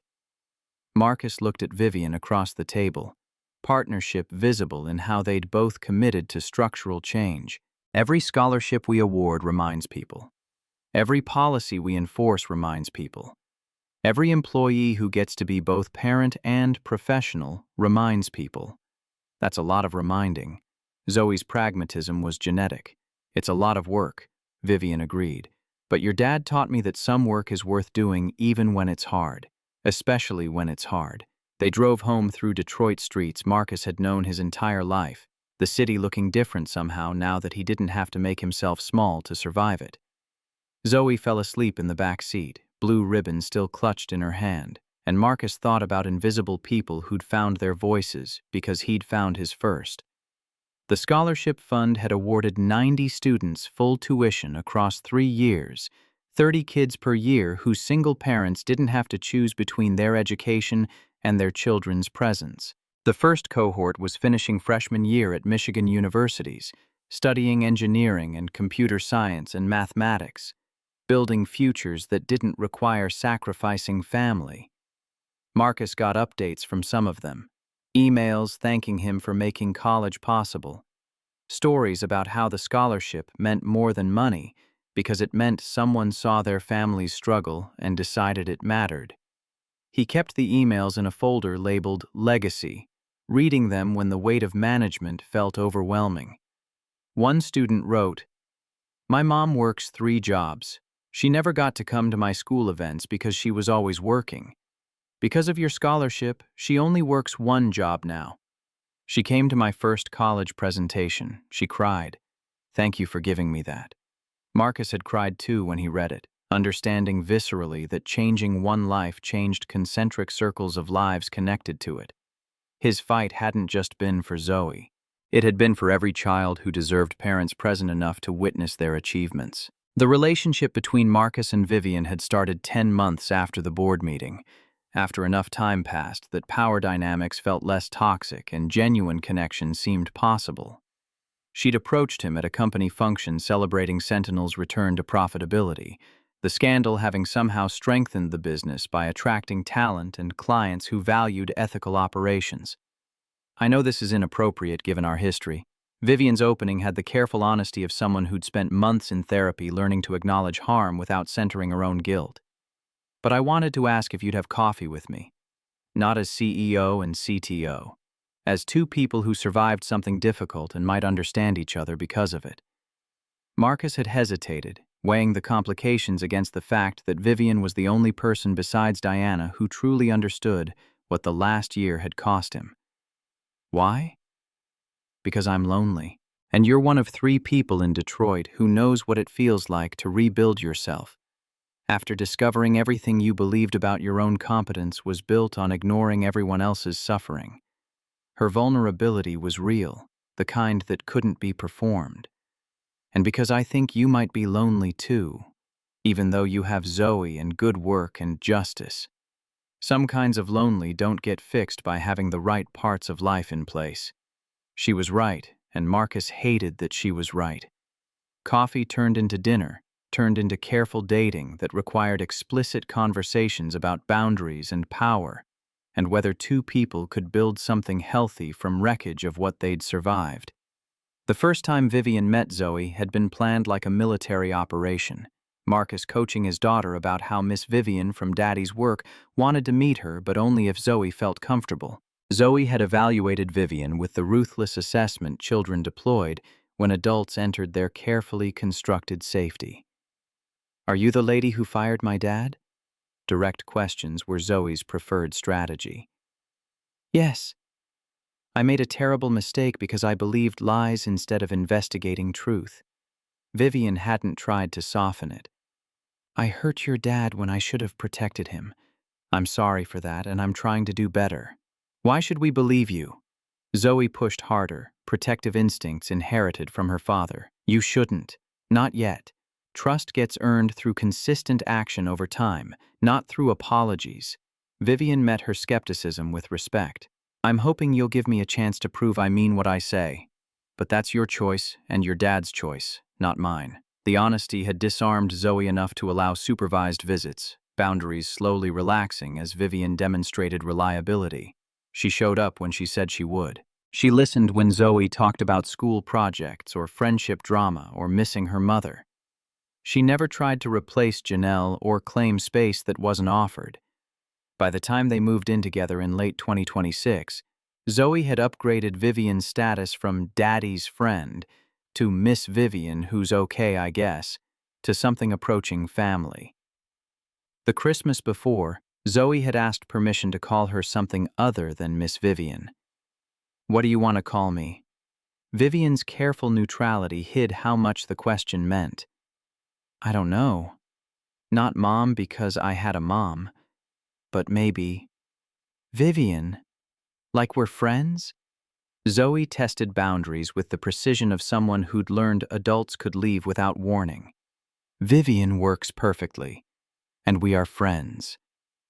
Vivian had hugged her carefully, the kind of embrace that asked permission even in execution. Thank you for letting me be part of your family.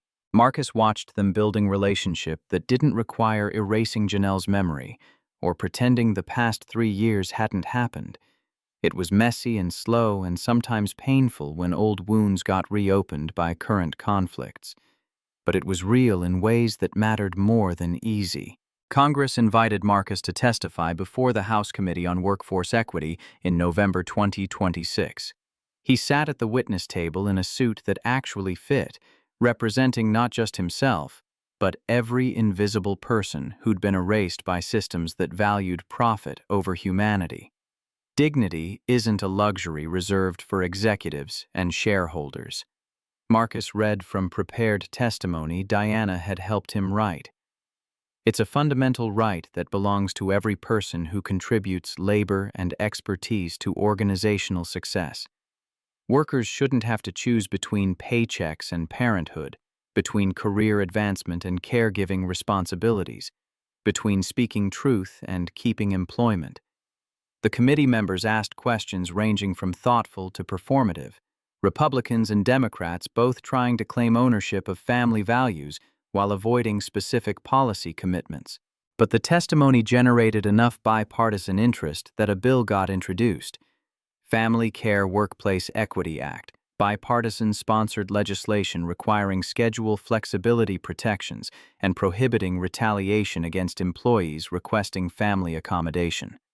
Representative Johnson from Texas, Republican who'd voted against every family leave proposal for a decade, leaned forward. Mr. Powell, with respect, didn't you choose to demote yourself? How is that the company's fault? I chose to demote myself because workplace culture treats parenting as liability instead of reality. Marcus didn't flinch from the question. I could either be excellent architect with no time for my daughter or present father with poverty wages. The system forced that choice. It didn't have to. Companies could design roles that accommodate caregiving without punishing career advancement. They choose not to because they can extract more labor from people who have no choice but to accept exploitation. Several committee members shifted uncomfortably, truth-making politics awkward. But you got justice eventually. Isn't that proof the system works? Johnson pushed back.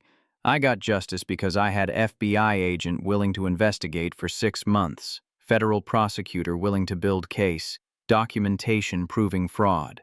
Marcus let the absurdity speak. How many workers have that? How many single parents can risk everything on hope that evidence will be enough? The system didn't work for me. The system failed me repeatedly. Individual people working outside normal channels gave me justice despite the system. Not because of it.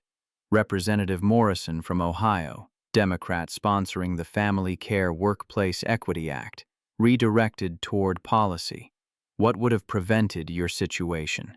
Mandatory schedule flexibility for caregiving. Protected by law, not company discretion. Marcus had thought about this for 3 years. Whistleblower protections for IP theft and discrimination complaints. Transparent attribution requirements for intellectual work. Penalties for companies that retaliate against employees requesting family accommodation.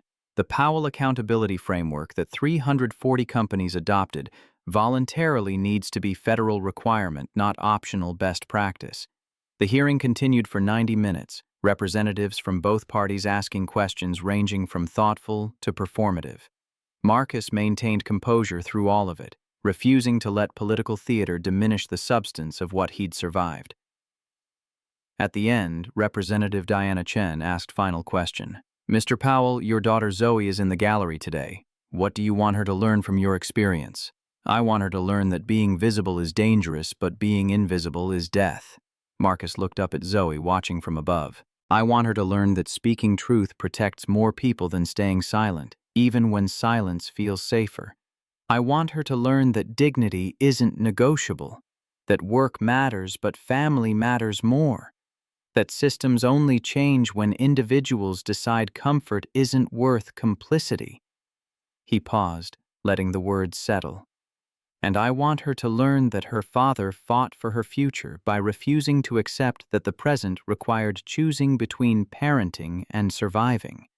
Because she deserves a world where those aren't opposing choices. Every child does. The gallery erupted in applause before the chairman could gavel for order. Ordinary people who'd come to watch government in action recognizing truth when they heard it. The Family Care Workplace Equity Act passed committee in September 2027 with bipartisan support, unusual in era of partisan gridlock. The bill required schedule flexibility protections for caregiving, prohibited retaliation against employees requesting family accommodation, established federal oversight for discrimination complaints, and mandated transparent attribution for intellectual property. It stalled in full House for 6 months while lobbyists from business groups argued that federal mandates would destroy flexibility and harm economic competitiveness. Marcus watched the legislative process grind forward with the slow inevitability of systems that resisted change even when change was obviously necessary. He testified twice more, once at Senate hearing and once at press conference Representative Chen organized to maintain pressure on leadership. Each appearance refined his message, stripping away everything except core truth. Workers shouldn't have to choose between paychecks and parenthood. The bill finally passed House in March 2028, 14 months after his initial testimony. Senate approval came 3 months later after amendments weakened some provisions but preserved essential protections. President signed it into law in July 2028 with Marcus and Zoe invited to attend ceremony in Rose Garden. Because of your courage, millions of workers will have protections you had to fight for.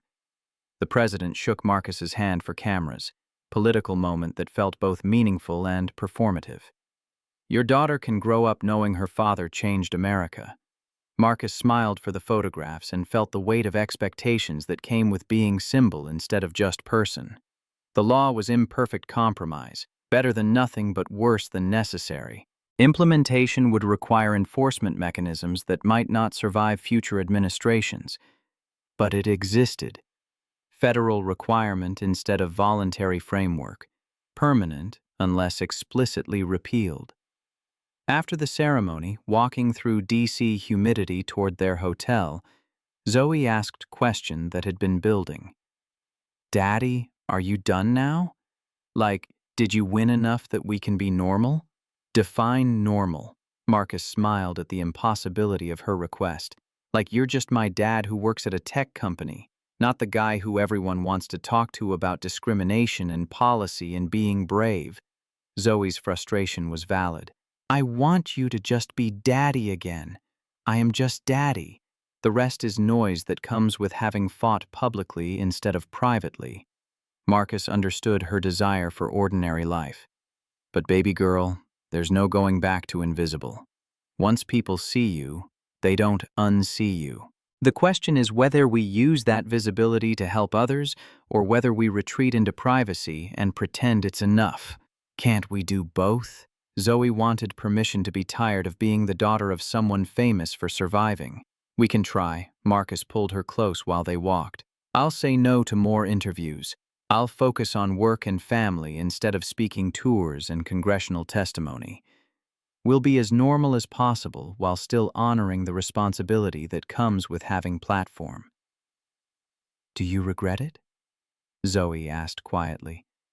Fighting instead of staying quiet? No. Marcus answered immediately. I regret that fighting was necessary. I regret that systems are designed to punish people for prioritizing family. I regret that your childhood got complicated by my very public battle. But I don't regret refusing to accept invisibility. Because you deserve better than learning survival requires erasing yourself. Vivian, walking on Zoe's other side, added her perspective. Your dad taught me that comfort built on other people's suffering isn't comfort. It's complicity. I regret that I had to learn that lesson by being part of the system that hurt him, but I don't regret learning it and changing because of it. They walked together through D.C. as tourists, another family among thousands navigating monuments to historical struggles. that had required people braver than Marcus to fight battles harder than his. The comparison wasn't self-deprecation, but context. Understanding that individual courage mattered most when it connected to collective liberation. 5 years after the boardroom confrontation, in March 2029, Marcus stood in the same Sentinel Technologies conference room where he'd been fired, now hosting quarterly innovation review, where engineers presented new systems for attribution and compensation. The room had been renovated, new furniture and updated technology, but the space still carried memory of humiliation and vindication. The Powell Accountability Framework had evolved beyond its original implementation, becoming standard practice not just at Sentinel but across tech industry. Professional organizations used it as model for ethical innovation management. Business schools taught case studies analyzing how individual courage combined with systemic reform to prevent future abuse. Marcus's role had expanded beyond CTO, board position giving him influence over company direction and culture. He used that influence to ensure Sentinel stayed committed to principles that had emerged from crisis, refusing to let success create complacency about equity. The scholarship fund bearing Janelle's name had grown beyond Marcus's initial $2 million endowment, matching donations from Sentinel and other companies, increasing annual distribution to 50 students per year. 250 students over 5 years, all children of single parents who now had educational opportunities that didn't require family sacrifice. The 340 companies that had adopted the framework reported outcomes that validated its effectiveness. Discrimination complaints dropped 73% on average within 18 months. Employee retention improved by double digits. Productivity increased because workers who didn't have to hide caregiving responsibilities could focus on work when they were working instead of managing crises in secret. The data proved what Marcus had known from experience. Treating workers as whole humans instead of labor units benefited everyone, including shareholders who supposedly lost when equity got prioritized. Industry publications ran retrospectives on the Sentinel scandal and its aftermath. Business journalism analyzing how one company's crisis had sparked industry-wide transformation. Harvard Business Review case study examined the Powell Accountability Framework as model for ethical leadership. Forbes named Marcus one of most influential tech executives under 40, recognition that felt surreal for someone who'd been ignored in maintenance uniform 5 years earlier. He declined most awards and speaking invitations, maintaining boundaries Zoe had requested about being normal.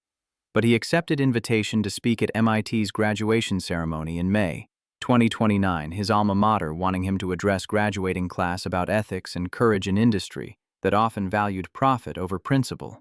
The speech was brief and honest, Marcus standing at podium where he'd received his master's degree 17 years earlier, speaking to students who might face similar choices about whether to fight systems or accommodate them.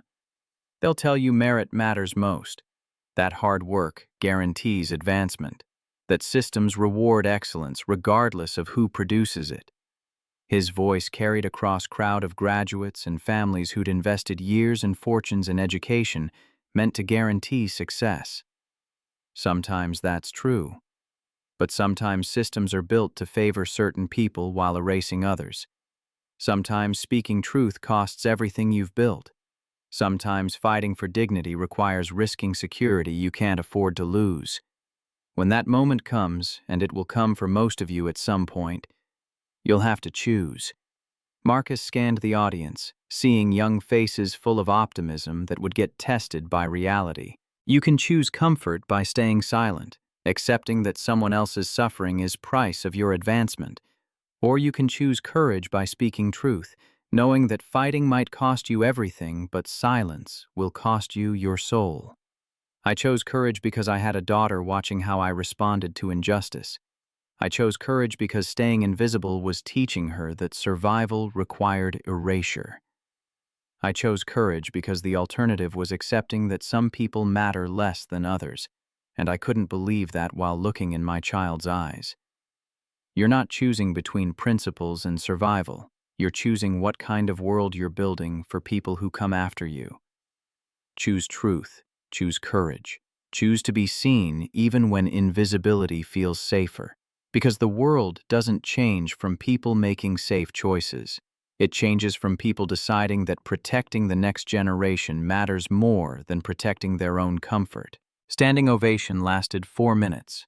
Young people who maybe understood or maybe didn't. That moral clarity was easy in commencement speeches, much harder in boardrooms where careers hung on silence.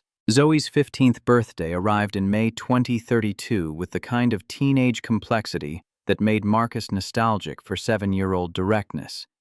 She wanted a party with friends from school, normal celebration that didn't reference her father's public history or the scholarship bearing her mother's name, or the fact that congressional representatives still occasionally called asking for families' input on workforce policy. The party happened at their house in Sherwood Forest, 15 teenagers consuming pizza and cake while music Marcus didn't recognize played too loud. He and Vivian chaperoned from the kitchen, present but not intrusive, letting Zoe have space to be normal teenager instead of daughter of someone significant. Vivian had officially become family 2 years earlier in June 2030, small wedding ceremony that honored Janelle's memory while celebrating new beginning. Zoe served as maid of honor, her toast bringing tears with its careful balance of honoring her mother while welcoming Vivian into permanent position. I used to worry that loving Vivian meant forgetting Mom. Zoe had stood at reception addressing 60 guests, but Dad taught me that hearts expand. They don't divide. Mom's love lives in me always, and Vivian's love gives me different things I need now. I'm lucky to have had 2 women who love me enough to want me to thrive. The marriage worked because both Marcus and Vivian had done hard work of examining their own failures and committing to different patterns. Vivian had spent years in therapy processing how power had made cruelty easy, how she'd chosen comfort of assumptions over difficulty of seeing. Marcus had worked through how survival mode had taught him to accept less than he deserved, how invisibility had become identity instead of strategy.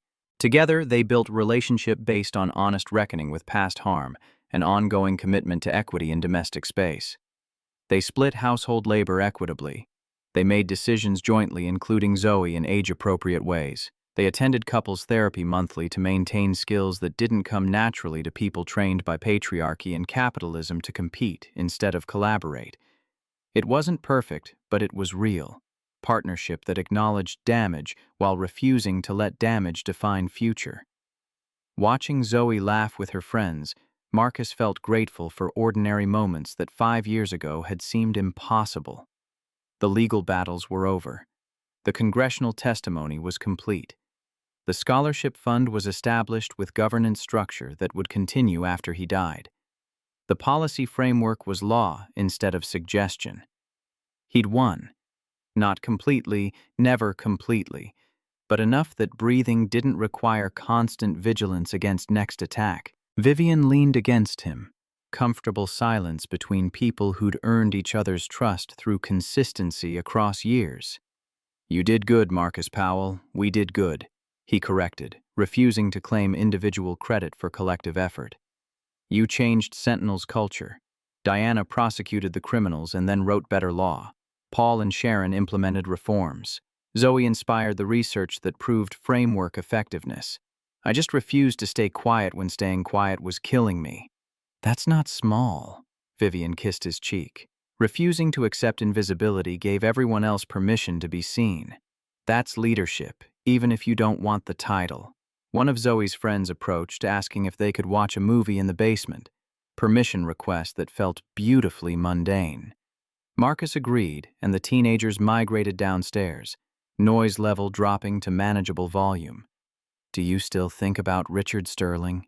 Vivian asked, questions she'd been building toward. "Sometimes." Marcus was honest, not with anger anymore, more with curiosity about what makes someone steal from people for years without conscience.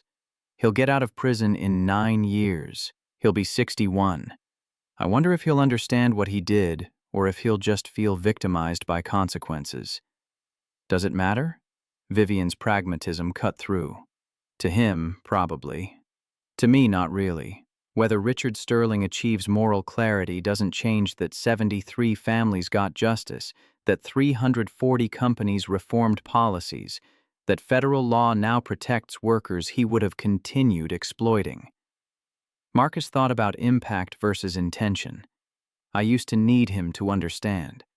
Now I just need the systems to change so the next Richard Sterling can't do what he did. That's growth, Vivian observed. That's exhaustion, Marcus corrected with smile. I'm tired of being the person who has to care about Richard Sterling's redemption. I want to focus on the living, on building rather than fighting, on enjoying my daughter's 15th birthday instead of processing my abuser's psychology. Fair. Vivian accepted the boundary. They stood together in their kitchen listening to teenage laughter from below, life continuing despite and because of everything that had happened. Marcus thought about the maintenance worker he'd been, the systems architect he'd always remained beneath forced invisibility, the CTO and board member he'd become through refusing to accept erasure. All of it was him. All of it mattered. But this moment, standing with his wife in their home while their daughter celebrated with friends, this was what all the fighting had protected. Not the titles or the compensation or the policy changes, the ordinary moments where being seen meant being loved instead of being targeted. 10 years after the boardroom confrontation in March 2034, Marcus Powell gave his final public speech at the dedication ceremony for the Janelle Powell Center for Workplace Equity at Wayne State University. The building would house Research Institute, legal clinic for workers facing discrimination, and training center for companies implementing ethical frameworks. The funding had come from multiple sources: Marcus's own donations, Sentinel Technologies endowment, federal grants awarded to universities studying workplace equity, and contributions from the 340 companies that had benefited from framework implementation. Senator Diana Chen, having won statewide election 2 years earlier, delivered keynote address celebrating how one man's courage had sparked decade of reform. But she wisely turned microphone over to Marcus for closing remarks, understanding that his voice carried authority policymakers couldn't match. 10 years ago, I was invisible. Marcus spoke without notes, words coming from lived experience instead of prepared text. I was maintenance worker whose expertise got stolen, whose family got used as weapon against me, whose dignity got traded for health insurance my daughter needed. I stayed quiet because fighting seemed impossible and silence seemed like survival. But silence wasn't survival. It was slow death. Death of integrity, death of self-respect, death of belief that I deserved basic human dignity. He looked out at audience that included Zoe, now 17 and preparing for college, Vivian, who'd spent decade proving transformation was possible, former colleagues who'd supported him, students who'd received scholarships, workers who'd benefited from policy changes. So, I fought. Not because I was brave, but because I was desperate.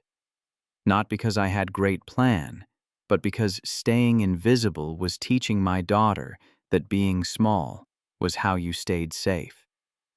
And I couldn't live with her learning that lesson. Marcus paused, letting the admissions settle.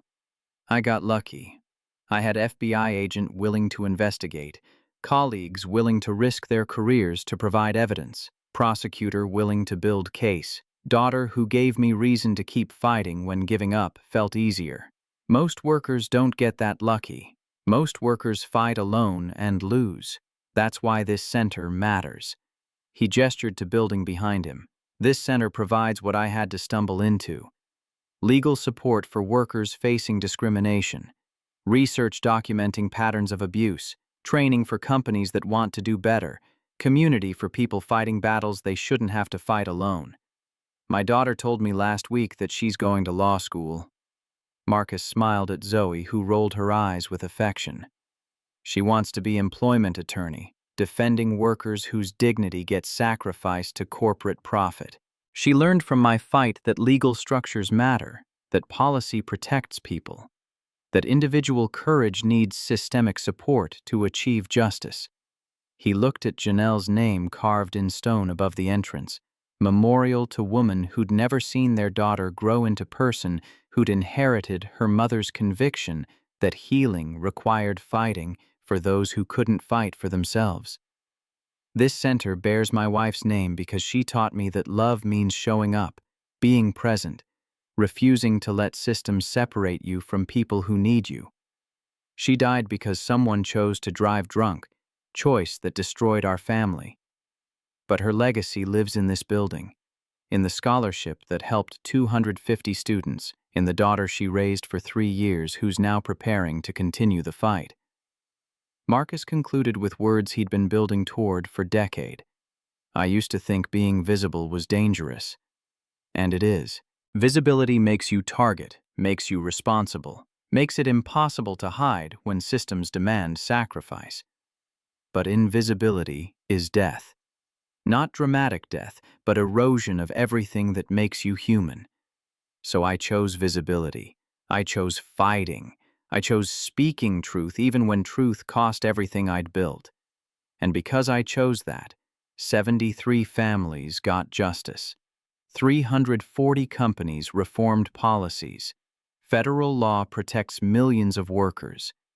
This center will support thousands more. That's not individual heroism. That's collective liberation. What happens when one person's courage gives permission for everyone else to be seen? Be seen. Refuse to let systems make you small. Fight for dignity like your children are watching, because they are. And when you win, build institutions like this one that make the next fight easier for people who come after you. Standing ovation began before he finished, audience recognizing that leadership wasn't about titles, but about transforming personal struggle into collective advancement. Zoe Powell graduated from University of Michigan in May 2039, 15 years after her father's boardroom confrontation, undergraduate degree in political science with honors thesis, analyzing relationship between workplace equity legislation and economic productivity. She'd been accepted to 3 law schools, choosing Michigan law because staying in state meant staying connected to community that had supported her family. Marcus and Vivian sat in the stands at Michigan Stadium watching 20,000 graduates process while military band played Pomp and Circumstance. The ceremony was long and impersonal, degrees conferred en masse to students whose individual stories got lost in administrative efficiency. But when Zoe walked across stage accepting her diploma, Marcus felt the weight of everything that had made this moment possible.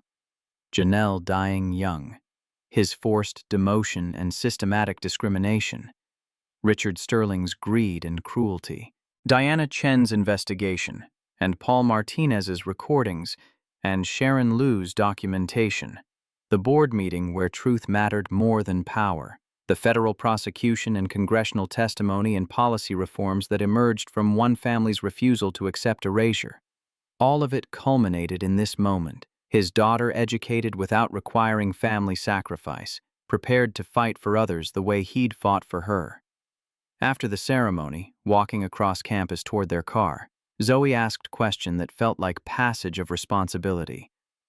Dad, when do I get to just be lawyer instead of your daughter? Like, when does your story stop defining mine? When you write your own story that matters more than mine? Marcus understood her need for independent identity. My fight gave you foundation. What you build on that foundation is yours. You can be employment attorney who happens to be my daughter, or you can be Zoe Powell who uses her platform to continue justice work. Either way, you get to choose. What if I choose boring corporate law that pays well but doesn't change anything? Zoe tested boundaries, seeing if his principles had limits. Then I'd be disappointed, but I'd still love you, because you're not my legacy project. You're my daughter. Your job is to be happy and fulfilled, not to complete my unfinished work. Marcus meant it.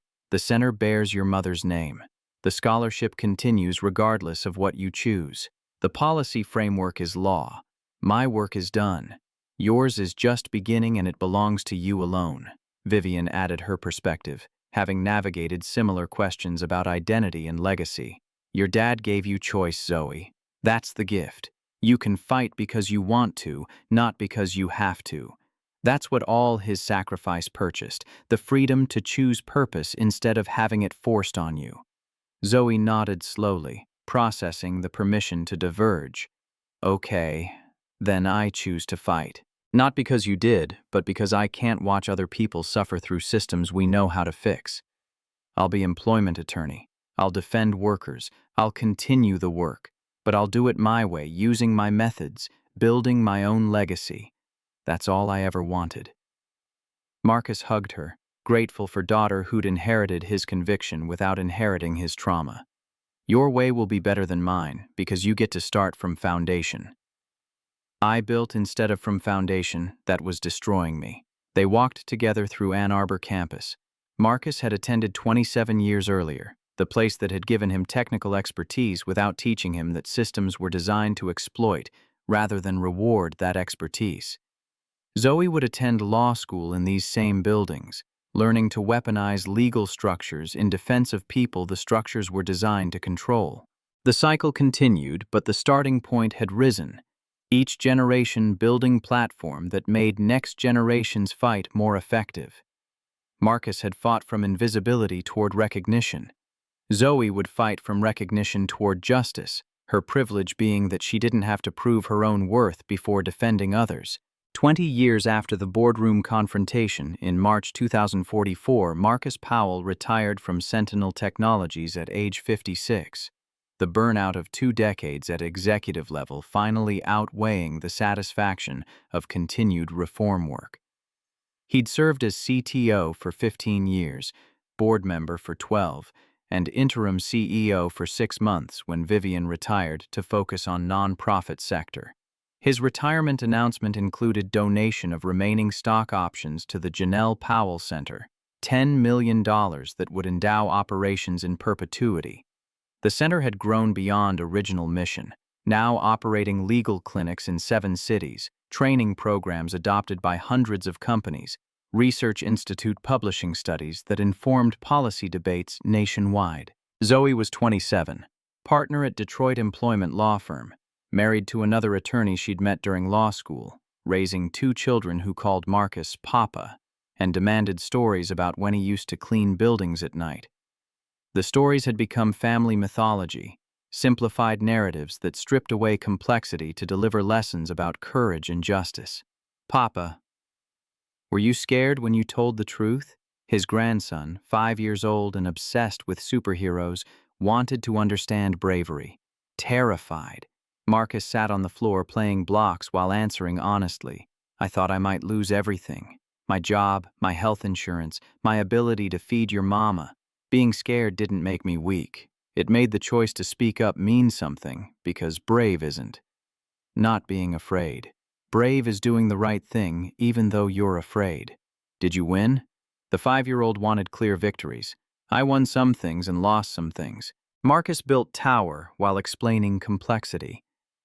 I lost years of my life being invisible and afraid. I lost time with your mama because I was working so hard to survive. I lost belief that systems would protect me without forcing them to. But I won justice for people who'd been hurt.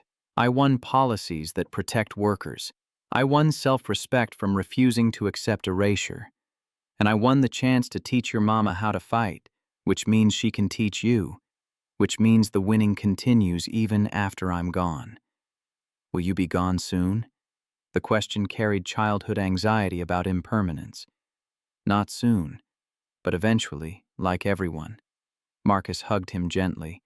When I am gone, the work continues because I built things bigger than myself. The scholarship helps students. The center defends workers. The law protects families. And your mama fights every day to make the world more just. That's what legacy means. Building things that outlive you. Vivian, now 64 and consulting for nonprofits on organizational transformation, joined them on the floor. Your papa taught me that legacy isn't about being remembered. It's about whether the world is better because you existed. He made the world better. Now we have to keep it that way. Marcus looked at his family, the complicated, beautiful structure built from wreckage and resilience and refusal to accept that some people mattered less than others. Janelle lived in Zoe's commitment to justice. Zoe lived in her children's questions about fairness. The fight lived in institutions that would continue protecting workers after everyone who remembered Richard Sterling was gone. Invisibility had almost destroyed him. Visibility had saved him and sparked changes that saved thousands more. The balance was worth it, even though the cost had been brutal, even though some scars never healed, even though he still woke some nights remembering the humiliation of being dismissed in front of 400 people who watched him shrink. But those nights were rarer now, memory losing its grip as years accumulated. Mostly he felt grateful for the ordinary, for grandchildren playing on his floor, for wife who'd traveled decades-long journey from perpetrator to partner, for daughter who'd inherited his fight without inheriting his pain, for legacy that existed in changed systems instead of just changed hearts. The world hadn't transformed completely. Discrimination continued. Workers still got exploited. Power still protected itself at expense of dignity. But the Powell Accountability Framework protected millions. The Janelle Powell Center defended thousands. The Family Care Workplace Equity Act ensured workers could be parents without punishment. The scholarship helped students whose families sacrificed everything for their education. One person fighting had sparked changes that protected multitudes. Not because Marcus was exceptional, but because he'd refused to accept invisibility as permanent. Because he'd documented systematically rather than complaining vaguely. Because he'd found allies who amplified rather than silenced.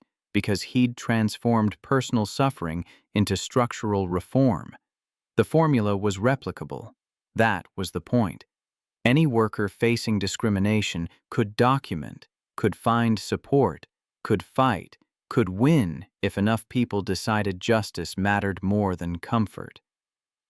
Marcus's story was blueprint, not mythology, evidence that systems changed when individuals demanded it loudly enough to force collective response.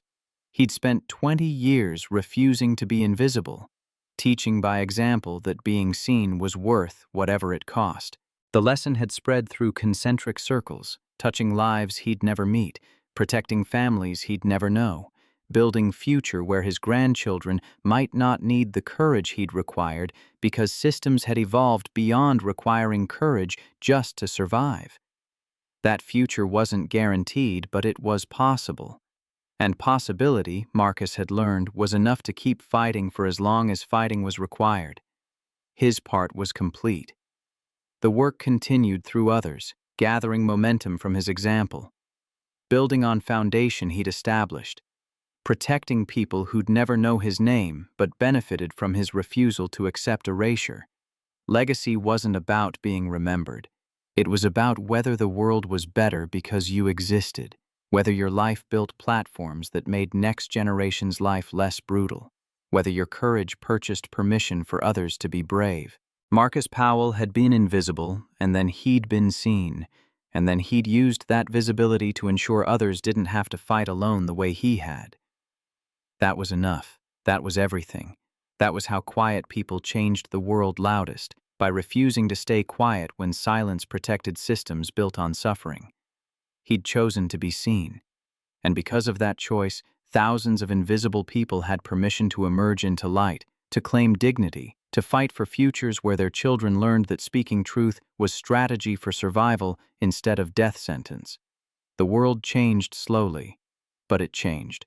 And Marcus Powell, former maintenance worker turned systems architect, turned federal witness, turned policy reformer, turned grandfather, playing blocks on his living room floor, had helped push it forward far enough that going backward would require dismantling institutions and laws and frameworks that had become infrastructure. Infrastructure was hard to destroy. That was why building it mattered more than winning individual battles. Marcus had built well. The rest was up to people who came after, standing on foundation he'd established, reaching toward justice he'd made visible but not yet achieved. His work was done. Their work was beginning. And that was exactly how it should be. Each generation lifting the next until one day, maybe, workers wouldn't need courage to claim dignity because dignity would be guaranteed instead of granted. That day wasn't here yet. but it was closer than when Marcus started fighting. And closer was better than further. Progress was better than retreat. Possibility was better than resignation. He'd chosen to be seen, and the world had changed because of it. Not completely, not permanently, but enough. For now. Until the next person decided invisibility was worse than vulnerability and started the cycle again, pushing systems forward another inch toward justice that remained always necessary and never sufficient, but still worth every sacrifice required to move from what was toward what could be. Marcus Powell had been bigger than the sky, and because of that, so could everyone who came after.